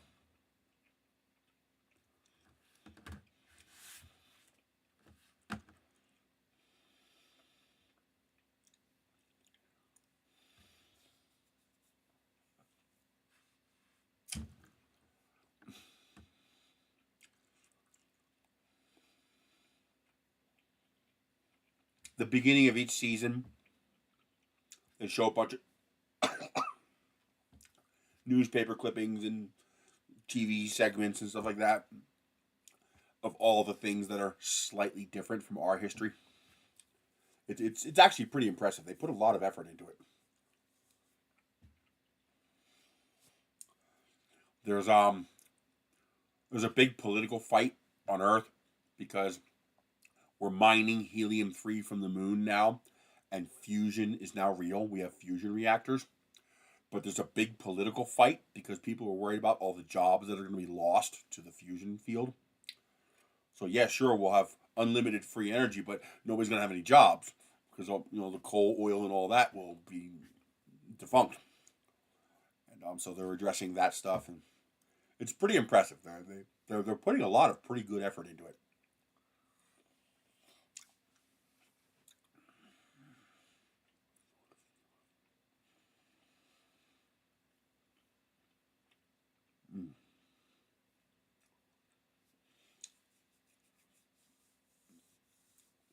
I'll start uploading my models to that Maker World. I doubt they'll get any kind of popularity, but hey, it doesn't cost me anything to upload them, right?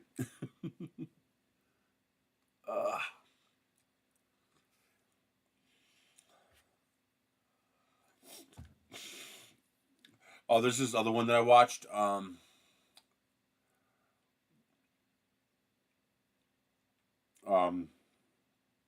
It's this corporate guy who gets rich on Bitcoin or crypto or whatever, and he gets sucked into a fantasy world. He gets isekai, and now he's a slave wage earner working a mine to get dragonite, and so he keeps trying to come up with schemes to get rich again, and eventually he ends up taking over the whole company and corporate takeover kind of thing, and that was actually pretty good. They did a pretty good job on that. I like that one. What was it called? I forget the name of it. I'll look it up on that machine later. But that was another good series. The other one I like, which I hope we get more seasons of, is I got reincarnated as a slime. Rimuru. I like that one. That was pretty good. The Ascendance of a Bookworm is a fantastic one that I really enjoy. I really hope we get a season 4 or season 3 or whatever, because I'd like to see a continuation of that. Also, some of these shows do a pretty good job at actually closing off their story arcs. So even though, yes, I'm just printing like 1 or 2 a week though. My electric bill last month was $300. I can't have another $300 electric bill, so I have to slow down how many of them I'm printing. I can't afford it. Only for another month. Once the weather starts to warm up and I can start turning down the heater. In the summertime, the cost of running a printer is negligible. In the wintertime, combined with the heat, it hurts. I'm hoping to have enough bricks printed for Rocky Mountain Rep Fest to be able to actually build something substantial at the festival. To actually have something people could stand next to and touch and play with. You know, Well, it's more than just that. We already do that. I keep the house at 55 degrees. Yes, I am going to Rocky Mountain Fest. I got my table. Um, why not? It's only 6 hours away, man.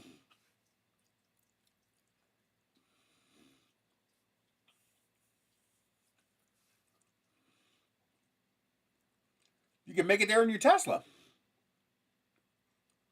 Oh, I thought you moved to Albuquerque.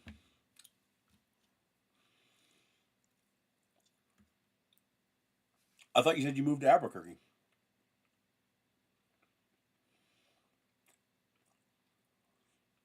Even still, it's not that far from Arizona.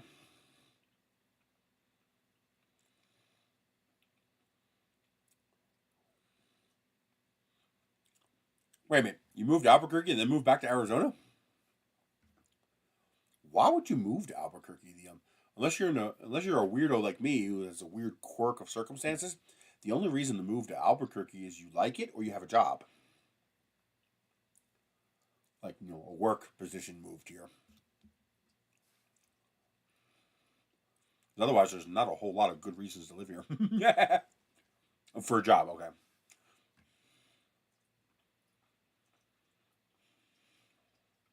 You didn't like it? How come?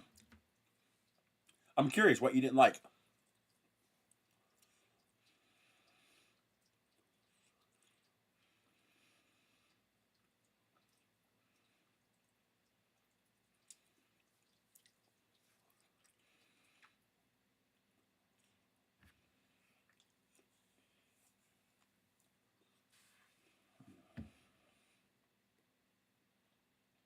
Yeah, you know something? You are absolutely right. The food scene here is like non-existent. It's all brick and mortar. You know, Olive Garden, Red Lobster, Denny's. It's all that kind of crap. There's not really there's not really all that much of a food scene here. Now there is some places. Um,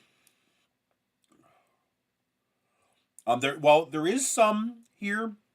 There's some little mom and pop Mexican style places here that is pretty good that I enjoy. Um, but yeah, there's not a whole lot of exotic places to eat around here. The food scene is very bland. It's very boring. But then again, I don't go out and eat very often, so. But yeah, if you're a foodie, if you like going out to interesting places to eat, there are places to go, but they're few and far between. There's not a whole lot here. Yeah, 13 hours is not much. That's not that bad. It's not an impulse trip like, hey, let's go, but it's not that bad. Now, if you're only planning to go for a day, that's a problem. You know,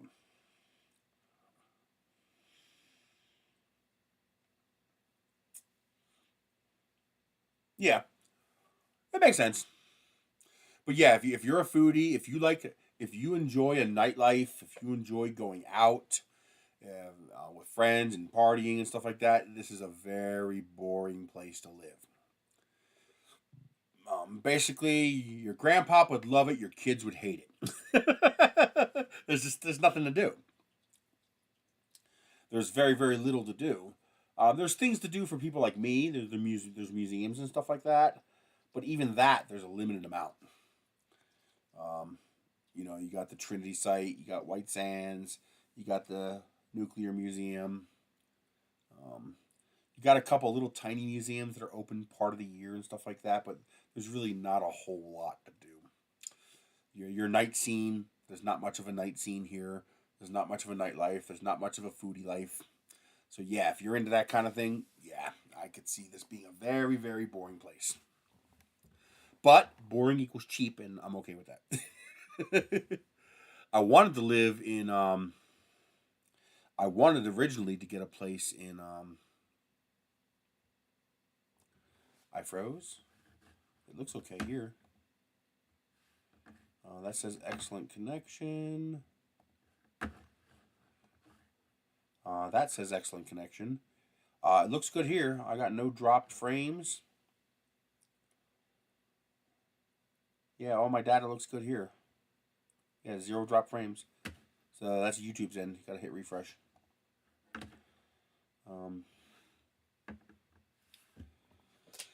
But yeah, I noticed that when I came out initially that there's not a whole lot of life out here. It's all corporate.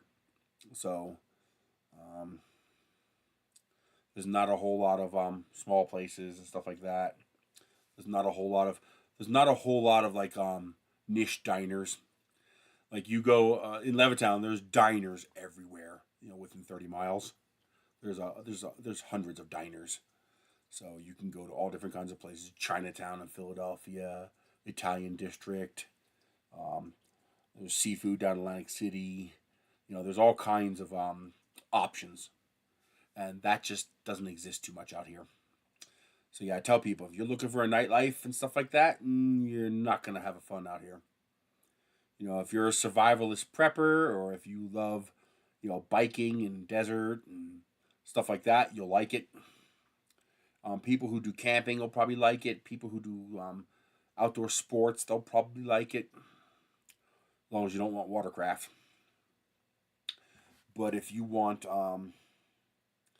activities and stuff like that, it's not going to be a good time for you. There's just not a whole lot here, and even the stores, it's all the generic stuff.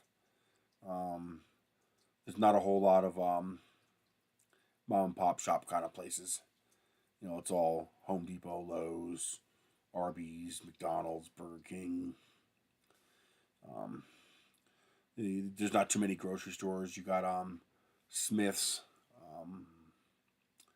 Albertsons, Walmart. Then you do have like El Super, one location. Hey, red light. You have you got like places like Whole Foods and Sprouts, but those are uppity, expensive places to shop. For people who buy all organic. The other problem is you have to go to the grocery store often if you want to eat fresh food. Like if you want fresh veggies, salads, stuff like that, you got to go to the store 2 or 3 times a week because I don't know exactly why. I suspect it's supply chain. But food doesn't last here. You know, I got pissed off last week. I bought a bag of tomatoes, and 3 days later they were bad. I didn't even get to eat any. I was pissed. My fault. I should have eaten them right away. I know better. But we are last mile on the supply chain. Anything that we get has to come from hours away. So it's not like Pennsylvania where it goes. You're 2 hours from the farm and you're in the produce stand. That doesn't exist here. You know, everything is shipped from Oklahoma or Denver,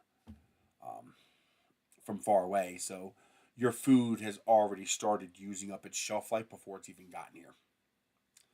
And so the actual shelf life of the food is a lot lower. Fresh breads go bad in 2 days. What's a crazy way to make money?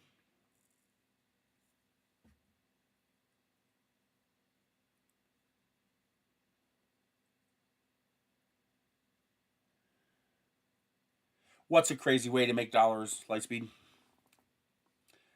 Hello, CRT from France.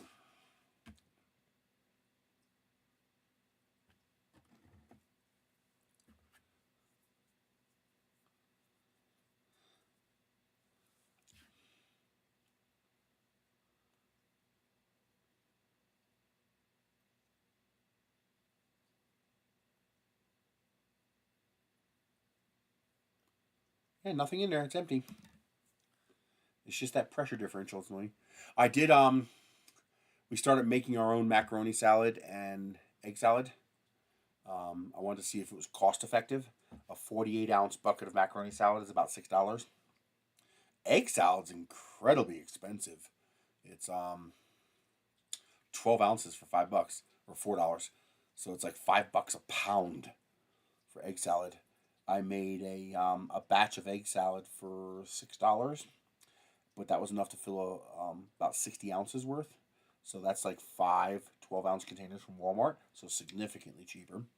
And I did it better. And the macaroni salad came out pretty good too. I was able, with onions, I was able to make a batch of macaroni salad for $2 for or $1.92 for a 48-ounce bucket. It cost me $5.47 to buy that from the store, and that's including electricity and stuff. So definitely cheaper to do it myself. So we're gonna do it ourselves from now on. Plus, it's fun. Now, I haven't tried making potato salad yet. I gotta look into a recipe for how to make potato salad because we like potato salad too. And got a great deal on mayo. They had a coupon for $2 off mayo in Ibotta.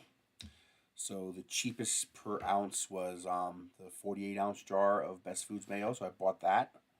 However, they were out of it. So they gave me two 30-ounce jars in its place for the same price. So I got an extra 12 ounces of mayo for free. And because it was 2 jars, I got the $2 coupon twice. And the jars had a $1.50 coupon on them.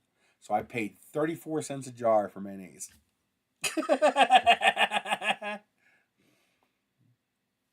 Ooh, chicken dumplings. I want to make homemade pierogies. I can buy them, but I want to make homemade pierogies. I love pierogies. Oh, they're so good. I buy the big bag of 40 of them, and I put 8 in a bag, in a freezer bag, so that all we have to do is pull out, 1 bag for one of us or 2 bags for 2 of us. And makes it easier to cook and easier for Michelle to cook. I'm trying to get Michelle into cooking because when I have her make her own food, it's sandwiches or Chef Boyardee. It's like that can't work. It's like you gotta actually cook something, So I'm trying to make it as easy for her as I can. We're about to place a big bulk order. We're gonna order a bunch of meatballs, pierogies, skinless chicken breasts, and ground beef because my freezer supply is starting to get a little low. I decided to stop buying it and just use up everything that was in the freezer to make sure we don't have any bad food. And so now we're almost out. So now we got to restock. So we'll be spending the next week, buying big 20-pound chunks and splitting it up and putting it in freezer bags. And I separate everything into a serving. So I'll separate the 10 pounds of ground beef into 10 chunks, 1 pound each, and then we'll flatten that into a freezer bag, and that'll keep it from getting freezer burned, and it's also easier to defrost when you flatten it. And also now you just grab 1 bag, and that's enough for both of us. And so we don't have to figure out how much to use. You just grab 1 bag, and it's 1 pound.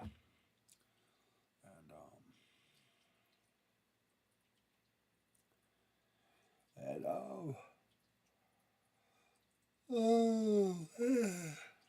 oh man, I made some egg sandwiches yesterday. I have not eaten egg sandwiches this good in so long. I was out of the Hawaiian bread, so I was just using Texas toast bread. Toasted it. Miracle Whip on the... No, it's just mayo. I think it was just mayo. Mayo on the toast. Then 2 eggs, a little bit of finely shredded Fiesta cheese, and a couple of pieces of mesquite smoked turkey. The lunch meat. So it's just, the Texas toast, mayo, salt and pepper, egg, cheese, turkey, egg, cheese, toast. It was so good.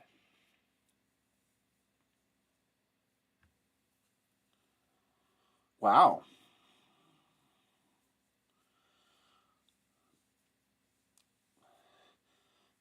I'll look into it, but I don't know if the kind of stuff that I sell is TikTok compatible.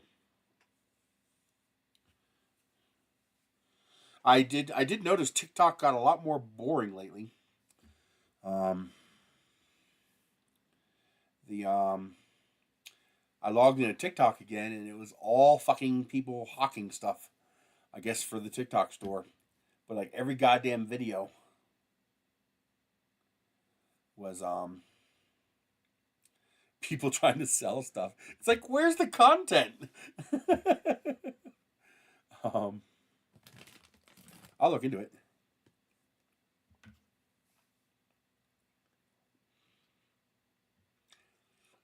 What?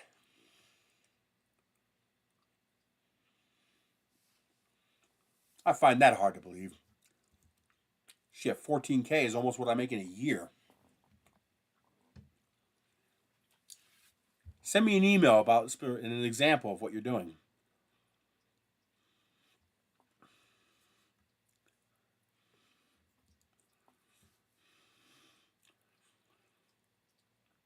$14K in 1 month is insane.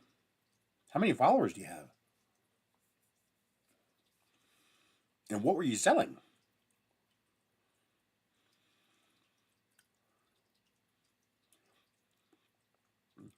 Oh, no, I think your comment got deleted, your initial comment, because I saw you say it's a crazy way to make dollars, but there was no post connected to it that made sense.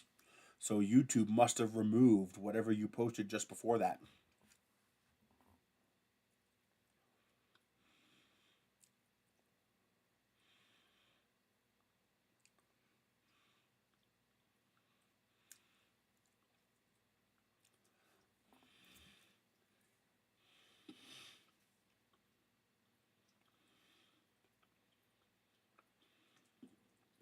Send me an email.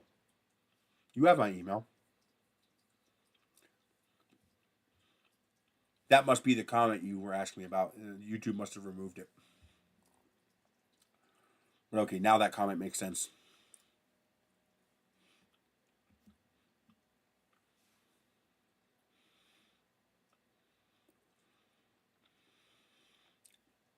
What kind of content are you doing that you got 11,000 viewers?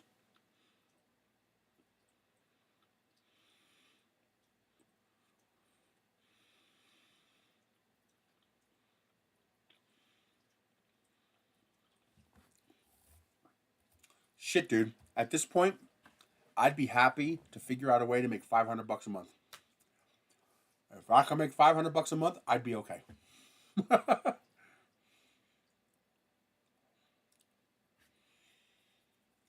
Huh. And so you're just drop shipping? You're not actually shipping anything?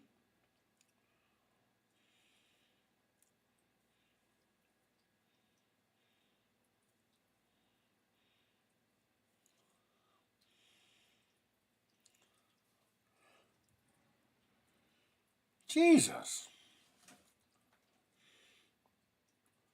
Seriously, send me an email.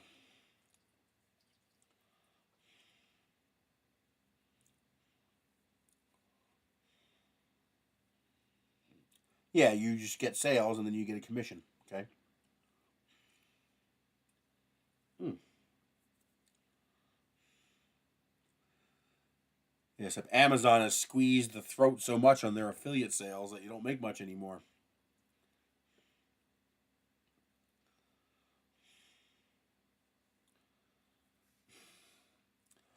Amazon's gotten greedy.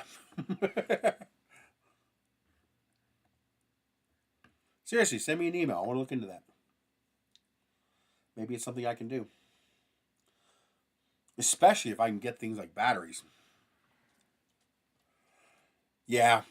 Well, I mean, I'd make something on Amazon, but I have a pretty deep following there. But yeah, it's a fraction of what it was. I used to make $1,200 a month on Amazon, and now I make 200, 300. It's bad. Except this month is going to be horrible. I'll be lucky to make $100 this month. January and February, right after the holidays, is bad.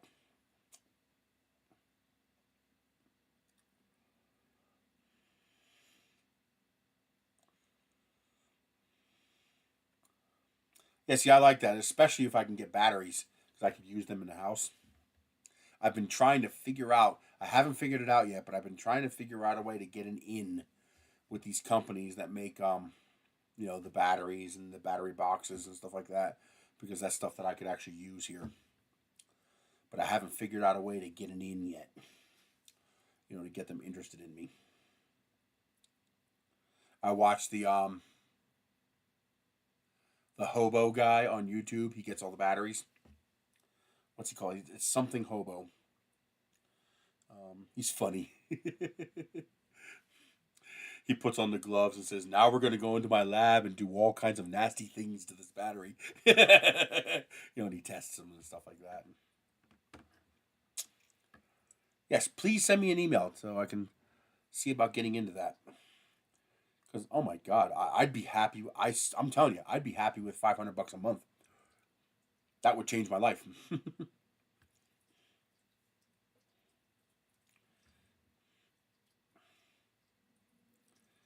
Right now, I'm making just barely enough to pay my bills, but I cringe every 6 months when my car insurance comes due because I don't know how I'm going to pay it, and I cringe every time my taxes come due because those are two where I've got to pay $500 all at once. And I cringe when those bills come in. The rest of my bills I barely make enough each month to take care of it. Sort of. I'm having a fight with Twitter currently right now. They're doing that bullshit where they want me to delete my own message to get access to my account again. Fucking assholes. Okay. You have my email.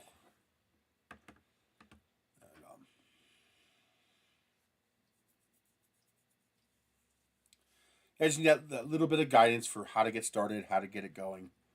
And then I'll just follow through on that. But,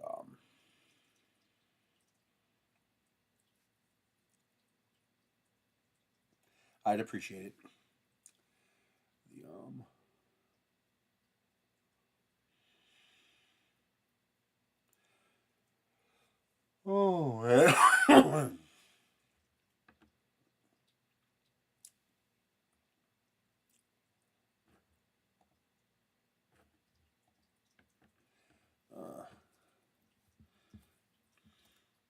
Oh, my email is at nerys.com. So use your last name at nerys.com. Hell, you could use the Lightspeed at nerys.com. That'll work.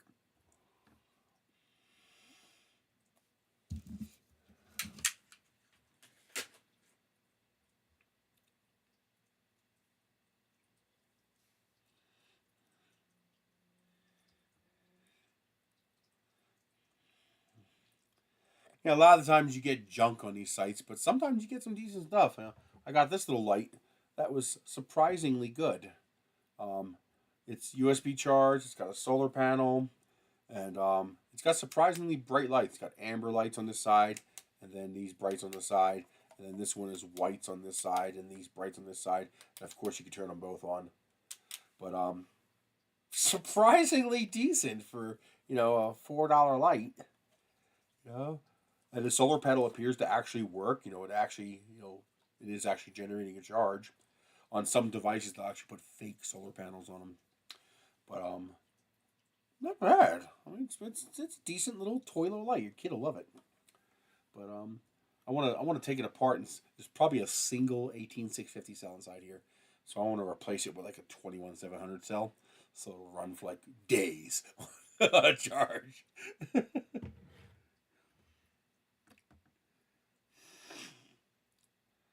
Oh, AliExpress is also. Oh, by the way, for those who don't know, the it's $1.79 again on AliExpress in that special section, and you can order more than one of an item now. You can order a quantity of an item. It still counts against your 3 to 10, so you couldn't order more than 10. I don't know what the limit is, but you can order more than one of an item now. So if you see something you really like, you can order 2 or 3 of them. They took away that restriction where you can only get one. Now, when you go to checkout, you actually have quantity, and you can hit plus or minus and change the number you buy. And that's especially nice on the $1.79 days. I don't know. Well, I have no idea if individual sellers might have restrictions on how many they'll sell per person. And like I know one it literally said one per person. But yeah, up to 10. Now, of course, if you order 5 of an item, you can only order 5 more. So it's a grand total of 10 items. But then again, you could just place the order again in a day.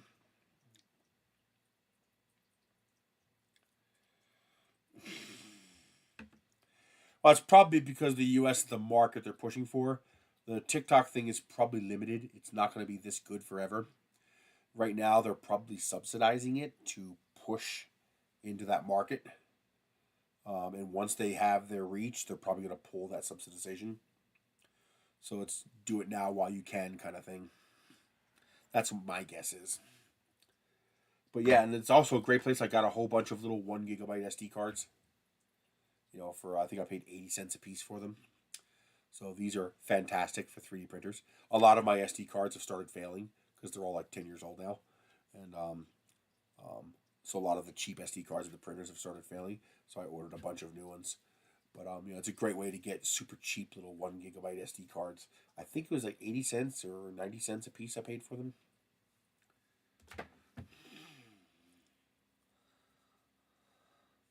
Not the kind of thing you'd want to use on a digital camera because they're not very fast, but your 3D printer doesn't need fast. I hate these skin tags. Oh, I hate these skin tags so much. They're annoying.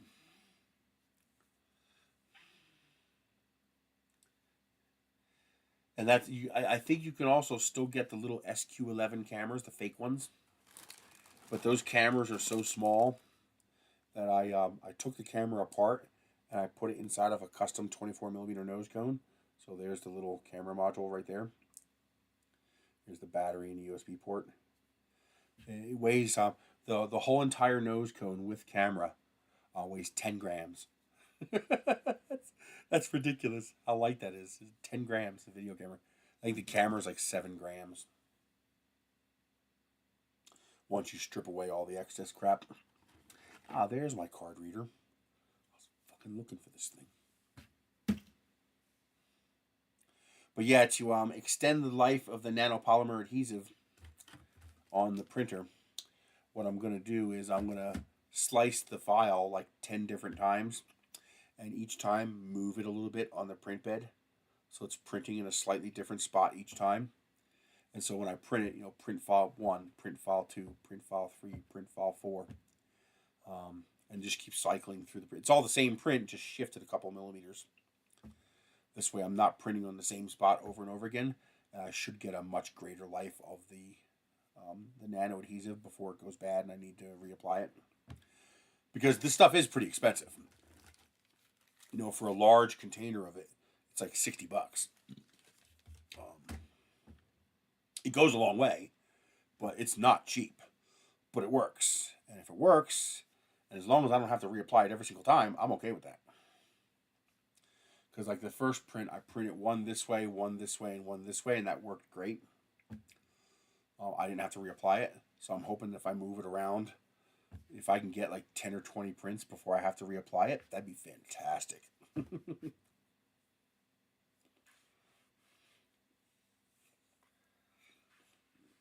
Don't even think about getting filament off of AliExpress. It's not worth it. You get a much better deal on Amazon. None of them are cheap. But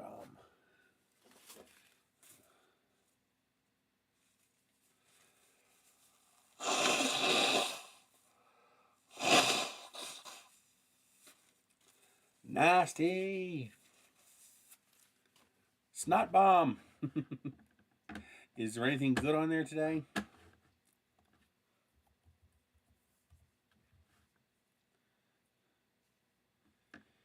Here we go. What do they have that is good today? They have this cute little 4-inch adjustable wrench that you can get for $1.79, and that's worth it. I'll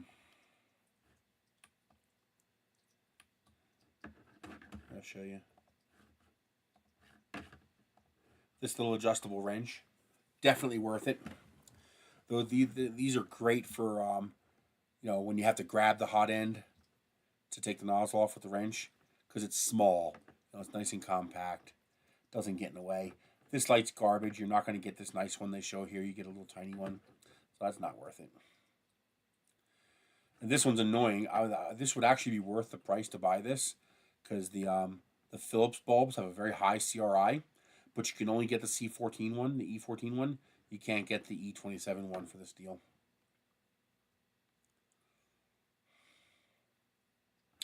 This nozzle set's pretty good. You get different size nozzles. You get 2 of each size. That's a pretty good deal. I'm going to get one of these just because it's interesting. Basically, you plug this into your USB-C port and it gives you an IR emitter. So if you have a phone that doesn't have an IR blaster. Let's see. These are good. I like these. Well, they raised the price. It used to be $1.69, $1.79. Now it's $2.69. But these are actually pretty nice. I have a few of them. Basically it's a vertical accordion folder. It's actually really nice. I like them.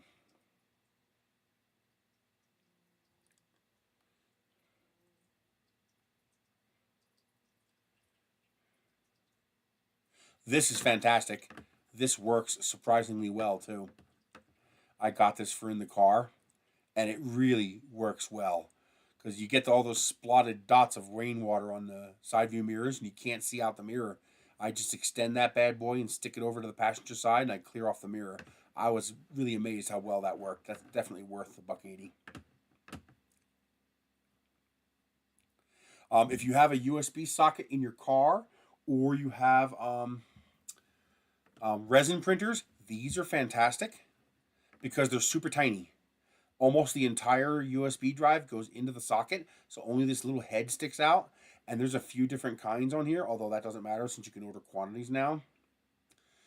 These are great for USB sockets in your car. You know, if your car can play MP3s off a USB drive, or if you have resin printers, because it doesn't stick out too far, so you don't have to worry about breaking them off. This is also a fantastic deal.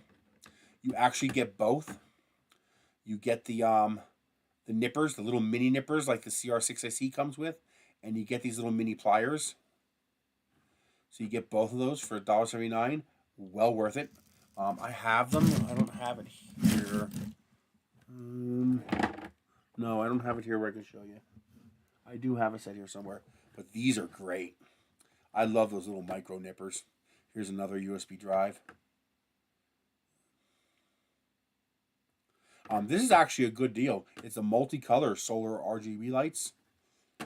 That's not bad. $1.79. These are handy. There's usually, does this come with 1 or 4? 5 pieces? Oh, that's a good deal. 5 pieces. And they usually have 2 different kinds. So this converts A to C. And then there's also another kind that converts C to A. So you can get, those are handy. You know, when you have a limited of 1 slot on your computer, it comes in nice and handy. This is also pretty nice, little C to micro SD, so you can use that on your PC and you can also use it on your phone. If you're into RC, they have some stuff in here for RC that's pretty cool. Like there's a set of 6 9-gram servos, pretty cheap on here. I'll pop it up if I see it.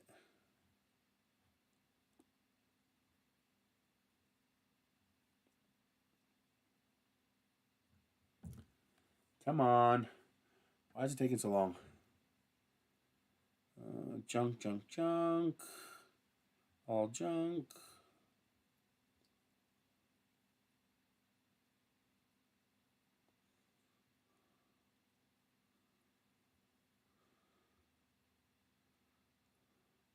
These are usually useless. You're not getting a carpet that big. It's going to be a fraction of that size. Make sure you read the dimensions. Right angle plug with a power meter on it. That's pretty cool, although it's a little more expensive. This is pretty nice. I got one of these. Where is it? I just saw it. What did I do with it? I just had it. It's actually a pretty nice tape measure.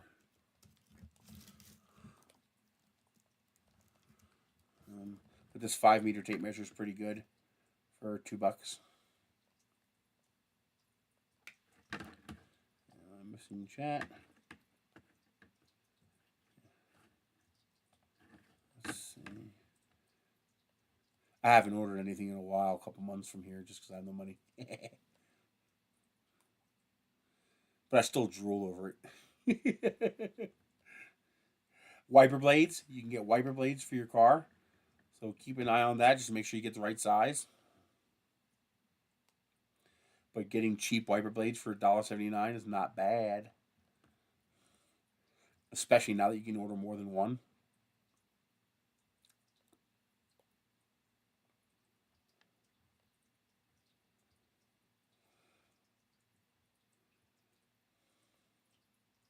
Wish I could hide that and make that go away. Some of these hats are actually really nice. Like this hat here. I actually got one of these because my mom loves the skeleton rose kind of stuff. But this is actually embroidered. It's not a silk screen. It's actually a high quality embroidery. So these hats are really nice. Some like this kind of style are just silk screened, and they're like, they're not very good.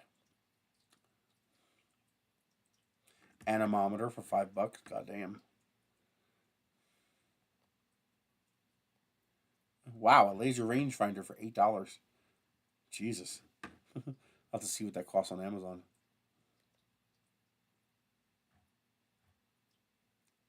They had servos on here.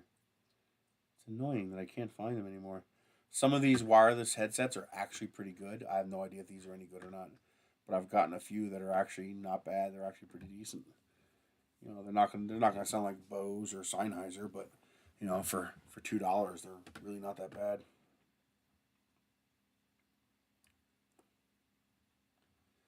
Come on. Wish it would load the next group and not make me wait.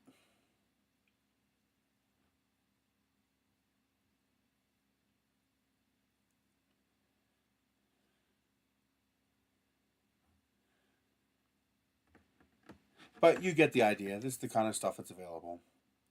But yeah, today is a $1.79 day, so it's a good day to order stuff. Everything's 10% off. I wish I could search this. Like, I know what I want. I just have no way of finding it. I wish I could do a search. And I wish they'd bring back the dollar categories. So I could tell, $2.99, $3.99.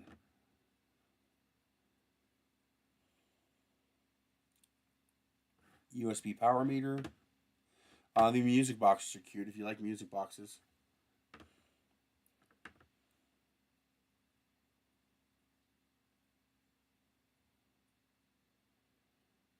Relay control boards.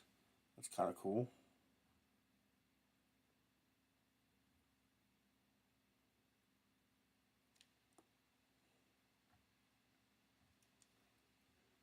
Junk flashlight. It's garbage, not worth it. Those are bushing fans. They're not worth it. You want ball bearing fans. You don't want the bushings.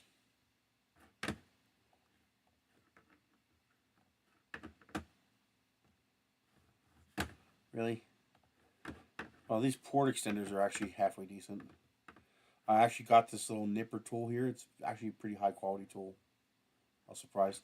These are nice, but they're not. They sometimes cause compatibility issues with your home launcher if you use Tesla launcher. But yeah, for $3, this is the little camera I use to look inside my ear. Come on. There you go. So it's wireless, and you take that off if you want, but it's a little tiny camera you can stick in your ear so you can see the inside of your ear. It's pretty nice. It's also good for looking inside your models and your machines and stuff like that when you want to look into a tiny area, because it's got lights on the end of it. So that comes in very handy. and it's pretty hard to argue with $3. It's probably not ball bearing, so it's probably not worth it.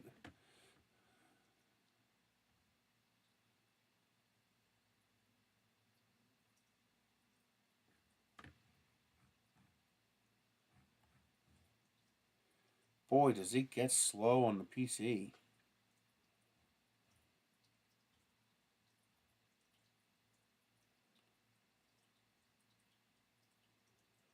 And if you have small feet, like if you have size 10 or smaller feet, you can get socks really, really cheap here.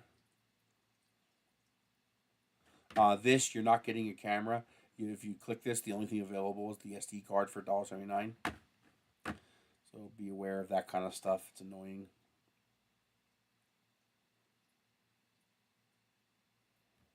What are these? I have no idea what that is. Don't care. Of course, the only one I want is the all orange one, and that's the one that's not available. Hardened steel nozzles, although they're all 0.4. But still, it's a hardened steel nozzle. You get 5 of them for $2. Pretty hard to argue with that.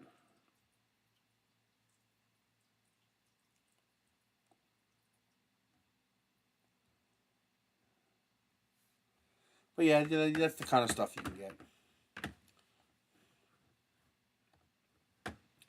That's still a pretty amazing way to get some really affordable stuff. Come on. But yeah, I got those adapters. So like here's the C to A. Then of course you also have an A to C. So like this computer here has an extra USB-C port, and if I have an A device I need to plug in, I could just plug this into it and it converts the C to an A. And of course you have ones to go the other way as well, converting A to C and C to A. And so that comes in handy. For example, this laptop has an extra C port, so I can take my USB card reader and plug it into this, and now it's USB-C. And so now I can plug this into my extra USB-C port here on the side of the computer. So those come in handy. You usually get them 4 to a pack. If you look around long enough, there's one that comes with 2 C to A and 2 A to C, so you get a mix. But yeah, that's the kind of stuff. And then they're all the ones I got were all 10 amp compatible, so I can adapt my 100-watt adapters, which is nice. Here we go. So here's an A to C. So that converts USB-A to USB-C. So now any of my USB-A ports become a USB-C port. And then and here's a C to A. And then here's a power meter.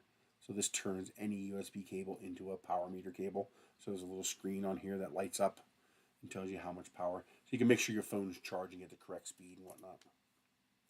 And I just take all my little adapters and I stack them up so they're all together on here like that. So there's all my little adapters. Makes it harder to lose them.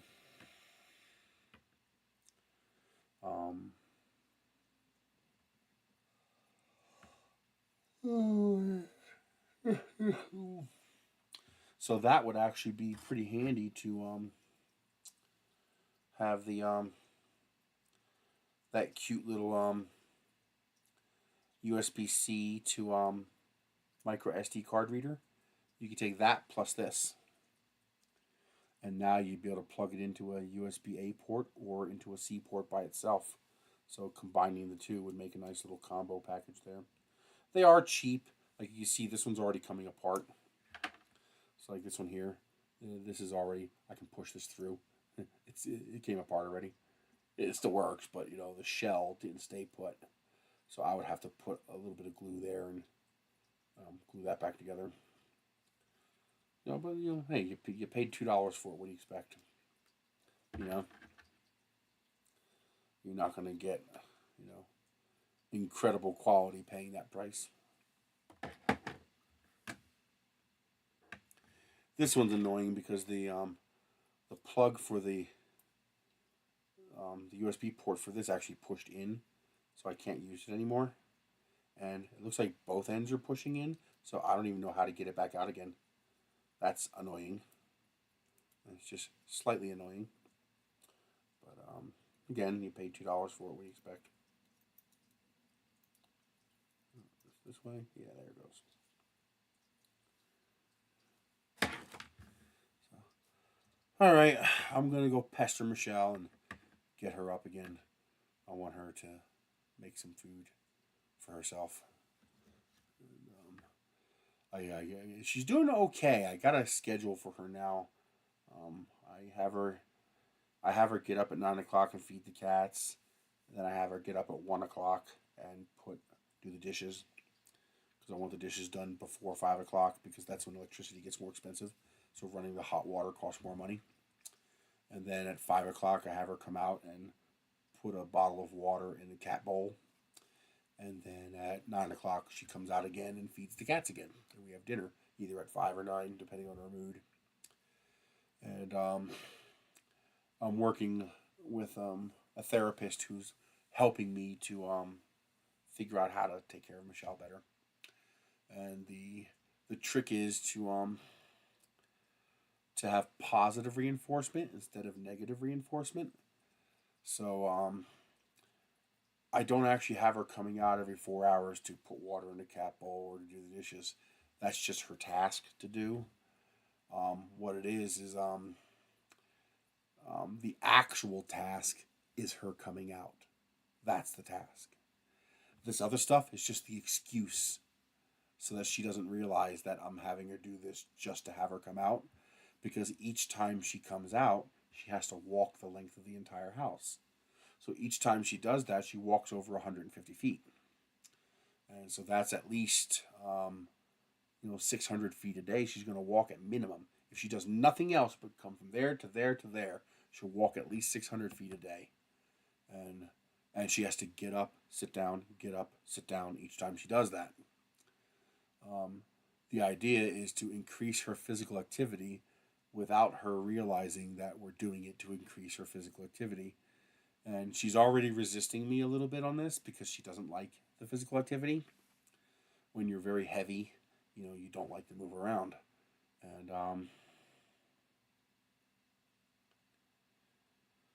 see if Lightspeed might send you some stuff as well.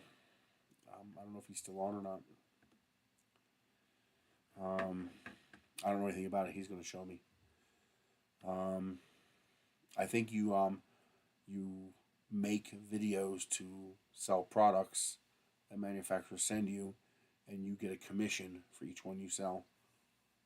So I think it's just like kind of like an Amazon affiliate linking, except you're doing it direct. And I'm assuming you get some sort of a special link or a code, so that they know the sale came from your video. And so she already tries to stay out a little longer, and then she'll say, "Okay, I'll be out at 5 because it's already almost 1." I'm like, "No, you come out at 2," because she's trying to subconsciously reduce her number of trips, so she doesn't have to walk as much. And I'm trying to trick her into doing other things without her realizing that the purpose of these things is to get her to walk more. And because she's losing weight, but very slowly, obviously, because when you reduce how much you eat and you're a large, lethargic person like she is, you tend to also reduce your activity to compensate. So the weight loss is slow. So the trick is to maintain her activity level even a little bit. And that will help with the weight loss, and it'll help get her better in shape. So hopefully she doesn't lose muscle mass. So we're trying these, and and what I've done is made, if she does these things, if she comes out these 4 times every day for a week, I say, okay, I will spend extra money, we'll buy dessert on Sunday. And so as long as she does her tasks, then she gets a reward, and that reward is we get to have dessert. Whether it be a little bit of ice cream or whether I make a cake or something like that. But the point is to not be negative, to not be a punishment if she doesn't do, but a reward if she does do. Because positive reinforcement works better than negative reinforcement. And they're helping me learn these little tricks because you know she's mentally handicapped. She has the mental maturity of a 12 or 13-year-old, but she's an adult, and she has the intelligence of an adult. So the maturity of a teenager, but the intelligence of an adult. So I can't just yell at her and stuff like that. My biggest fear is I'm afraid of unknowingly crossing a line into mental abuse.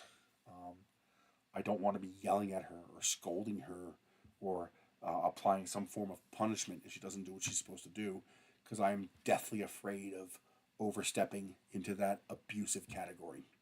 I don't think I am. I never would intentionally, but it wouldn't be very hard to accidentally overstep that line, especially when you don't know where that line is.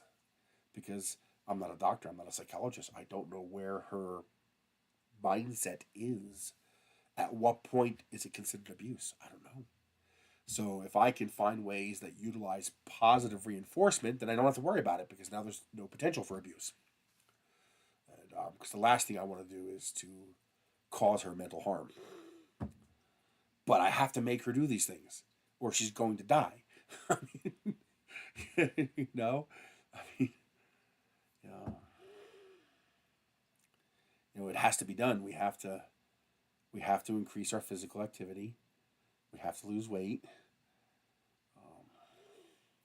But I got to figure out a way to do it that's not abusive. Figure out a way to use positive reinforcement to achieve those goals. And, like, it's annoying as hell, because I so don't want to be that way. Like I coax her into making my coffee for me. I could easily just get up and walk up to the coffee machine and hit the button and make the coffee. But I already get up and walk around dozens of times a day. I need her to get up and walk around. Even if it's just, 10 feet to the coffee machine and back. That still requires her to get up, which takes an exertion for her, walk to the machine, do the button thing, and then walk back and sit down again. That's, for her, that's a decent amount of physical activity. And so I coax her into doing these things to get her to be more physically active. And, while she might have the mental maturity of a teenager, she's not stupid. She is intelligent. And it doesn't take much for her to realize that, yeah, I don't want to do this because I don't want to get up. And, ow, this chair puts my legs to sleep. So the trick is to push her as much as I can to be as active as I can get her to be, without being overly overt about it. And so far, it's it's working so. We're getting there. I'm trying. We'll see how it goes. But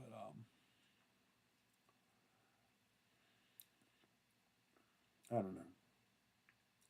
I'm just so worried that something's going to happen to me and she's not going to be in a position to be able to survive. That worries me a lot. So, yes, I am getting a little bit better at that. I'm so used to making gigantic, large meals. And also, gigantic, large meals split up saves a lot of money. But it only saves money if you don't eat it all. I'm finally starting to get better at portion control with pasta. Because, I tend to make, the whole thing of pasta. And then, of course, the whole thing is there, so you want to eat the whole thing. So I'm getting better and better at portion control, splitting it up. If we don't make too much food, then we can't eat too much food.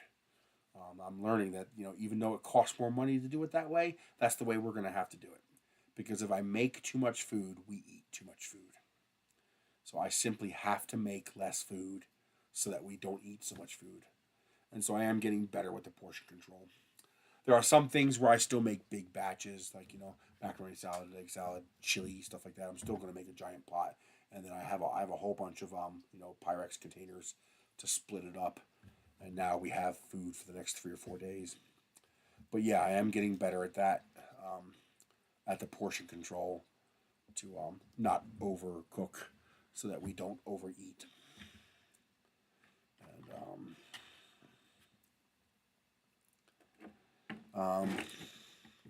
It can get difficult. She's very, very addicted to junk food. And it's difficult to say no. Because number one, she's an adult. She's not a child, no matter what her maturity level is. She's not a child. I shouldn't have the right to simply tell her no, you can't have anything. But I do have to exert some control. Because if I let her eat anything she wants, she'll eat just junk food. So it's tricky finding a balance. Usually I can argue it away by just saying it's too expensive, we can't afford it. But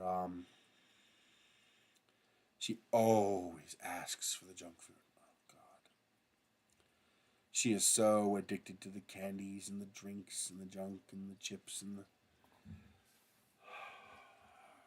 Thank God she doesn't go to the store and shop herself, because if she did, she'd come home with nothing but junk food. And so it's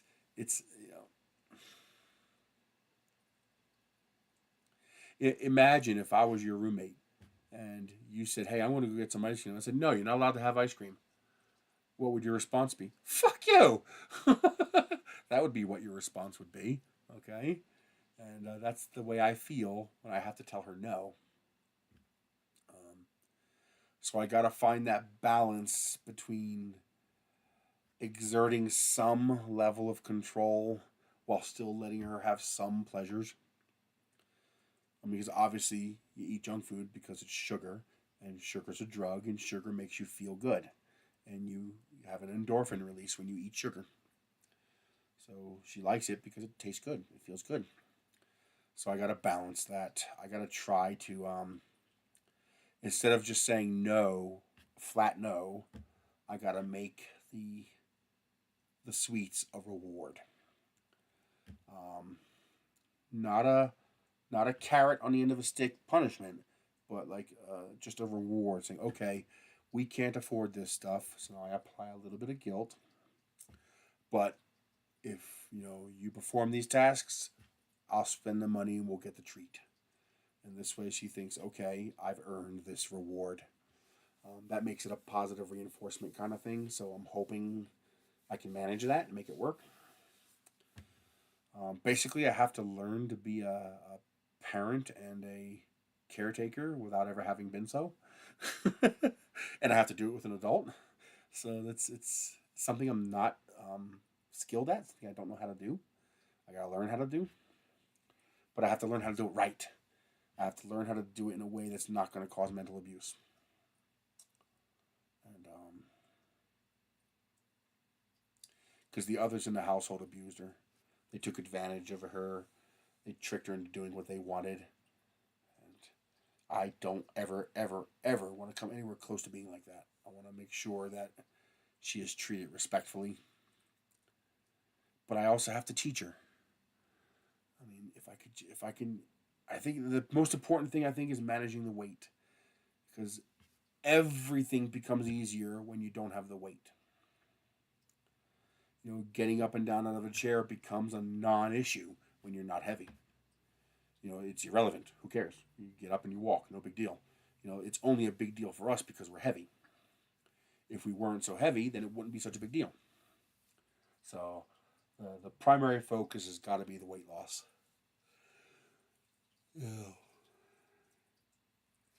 Oh God, I can't stop yawning. I'm sorry. But yeah, you can hear my voice is still rough from being sick. Yeah, my ear isn't popping anymore. I flushed it out this morning, so I keep doing it every couple hours. I pour hot water in there and I flush it out and hopefully clear whatever's going on in there. Apparently, there's a tube that goes between your middle ear and your throat, and any kind of material that forms there actually drains into your throat and you swallow it. And it's also how that's why moving your jaw equalizes your ear pressure, because that tube allows the flow of atmospheric pressure between your inner ear and your throat. That's why chewing gum or doing that will pop your ears, because there's actually a tube that connects them. And what I'm reading, my tube is clogged. So infection, clog, mucus, whatever. And so my middle ear is not equalizing pressure correctly. And that's why my ear feels like it's clogged. So it's probably an infection just from being sick. It doesn't hurt. No pain. Nothing like that. A neti pot? No. It's weird. He has me on the nasal spray. The doctor has me taking the nasal spray. I don't know what it's called. It's a nasal spray. It's actually working. It's keeping my nose clear, but it's not fixing my phlegm, my snot. You know, I'm still generating all the snot, and I'm still hacking up all the snot, although not as bad. Yeah, that's basically steam, right? It's a steam pot. Yeah. But my nose is clear now. Like my sinus is clear. You know. Except when I do that. Big snot ball came up when I sucked in. Oh, another big one. Oh man, no, see, mine's coming from down here, not up here. Up here is clear, nice and clear. That, you know how long it's been since I could do that? Decades since I could reliably breathe through my nose. But I'm still generating the mucus down here, and that mucus comes up and gets discharged out your nose. And if you don't discharge it, it comes out your throat like we just did. See you later, Matt. And well, I just hope I don't fuck up. I hope I can take care of her. Hopefully Lightspeed can help me out with this TikTok thing, because, I mean, if he can make, you know, $1,000 a week, I'd be happy with $500 a month. If I could increase my income $500 a month, I'd be fine. I'd be okay. I'd be able to pay all my bills. I'd have a little bit to put aside for, you know, in case something breaks. So that's my goal now. My goal is to increase my income $500. The problem is I can't even get a part-time job right now. I can't stand on my feet for 8 hours. I can't do it. I don't have the physical capacity to stand up and do a job for 8 hours. If I could sit down, great. But there's not many jobs that are sit-down jobs. Most jobs are stand-up and walk-around jobs. And I literally can't. I couldn't even go work at McDonald's. I couldn't. My body could not handle walking around for 8 hours. So I got to get rid of the weight. Got to get rid of the weight. Oh man, one way or another. But yeah, this morning I had a snot ball come up into my throat. It was so slimy and slick that it slid right out of my mouth before I had a chance to shoot it. It just came up and went zip right out. Yuck! It's so nasty. Oh man. He wanted me to try Benadryl, see if that would help. You know, 100 milligrams a day. Try a big dose of Benadryl. Nothing. So far, it's doing nothing. I bought a big giant bottle of it because it was cheaper to buy it on Amazon. Insurance wouldn't cover it because it's over the counter. And so far, it's done nothing. He said it also might help me get to sleep. Nope, not helping. Although, I do notice that it does not help me get to sleep. But once I do fall asleep, I stay asleep. I don't wake up in the middle of the night. So it might be helping with that. It might be helping me stay asleep. But I don't really have a big problem staying asleep. My problem is getting to sleep. We'll see. But little by little, I think I'm gonna make a broccoli dish tonight. I'm in a mood for broccoli. I love broccoli so much. I'm addicted to broccoli. I wish it wasn't so damned expensive to get fresh broccoli, because I love roasting broccoli in the air fryer. I have many different kinds of air fryers, and I have that big flat Ninja one that has the big sear pan inside, so it also acts as an oven, and that's great for roasting vegetables. Broccoli with a good quality, robust, flavorful olive oil. That's it. Olive oil, salt, and pepper. Nothing else. And I roast that in the air fryer. It comes out so fucking good. I could eat the whole goddamn bag myself. It just melts when you put it in your mouth. It's so good. But the problem is you can't do that with frozen broccoli. It's not the same. There's something happens to the broccoli when it's frozen that when you roast it, it doesn't come out the same. And but fresh broccoli, uncooked broccoli, is insidiously expensive. Oh my god, it costs so much money. It's ridiculous how much it costs.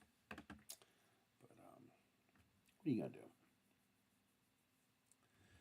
Alrighty, I'm gonna get going. I'm gonna go wake her up. I'm gonna go into her room, grab her ankles, and shake them. Just because I'm an asshole. Like, get up. I don't want to mentally abuse her, but I have no problem physically abusing her and torturing her a little bit. So I'm gonna go get her up, and we're gonna start. I want to make another batch of macaroni salad now that I got the proportions right and I know how to do it. I want to do it before 4:30 when electricity goes up. And I will see you guys next week. Oh, okay. Once the weather warms up in a month or so, I'm going to start printing more of the blocks. Right now I'm printing 1 or 2 a week. But once I'm able to turn down the heater, then I'll be able to afford to run the printer all the time. And I should be able to print 1 a day. Now that the Nano polymer from Vision Miner is working properly, now that I figured out how to use it and I got the print working properly, I should be able to get 1 a day done. So I should be able to get another 40 or so blocks printed before Rocky Mountain Murph. Because what I would like to do is I would like to build a little structure at my booth. Something 6 feet tall, I'd like to. So people could see what you could actually do with this kind of stuff. I think that'd be pretty cool. And go from there. So I will see you guys later. Thank you very much for joining in, and I will see you next week.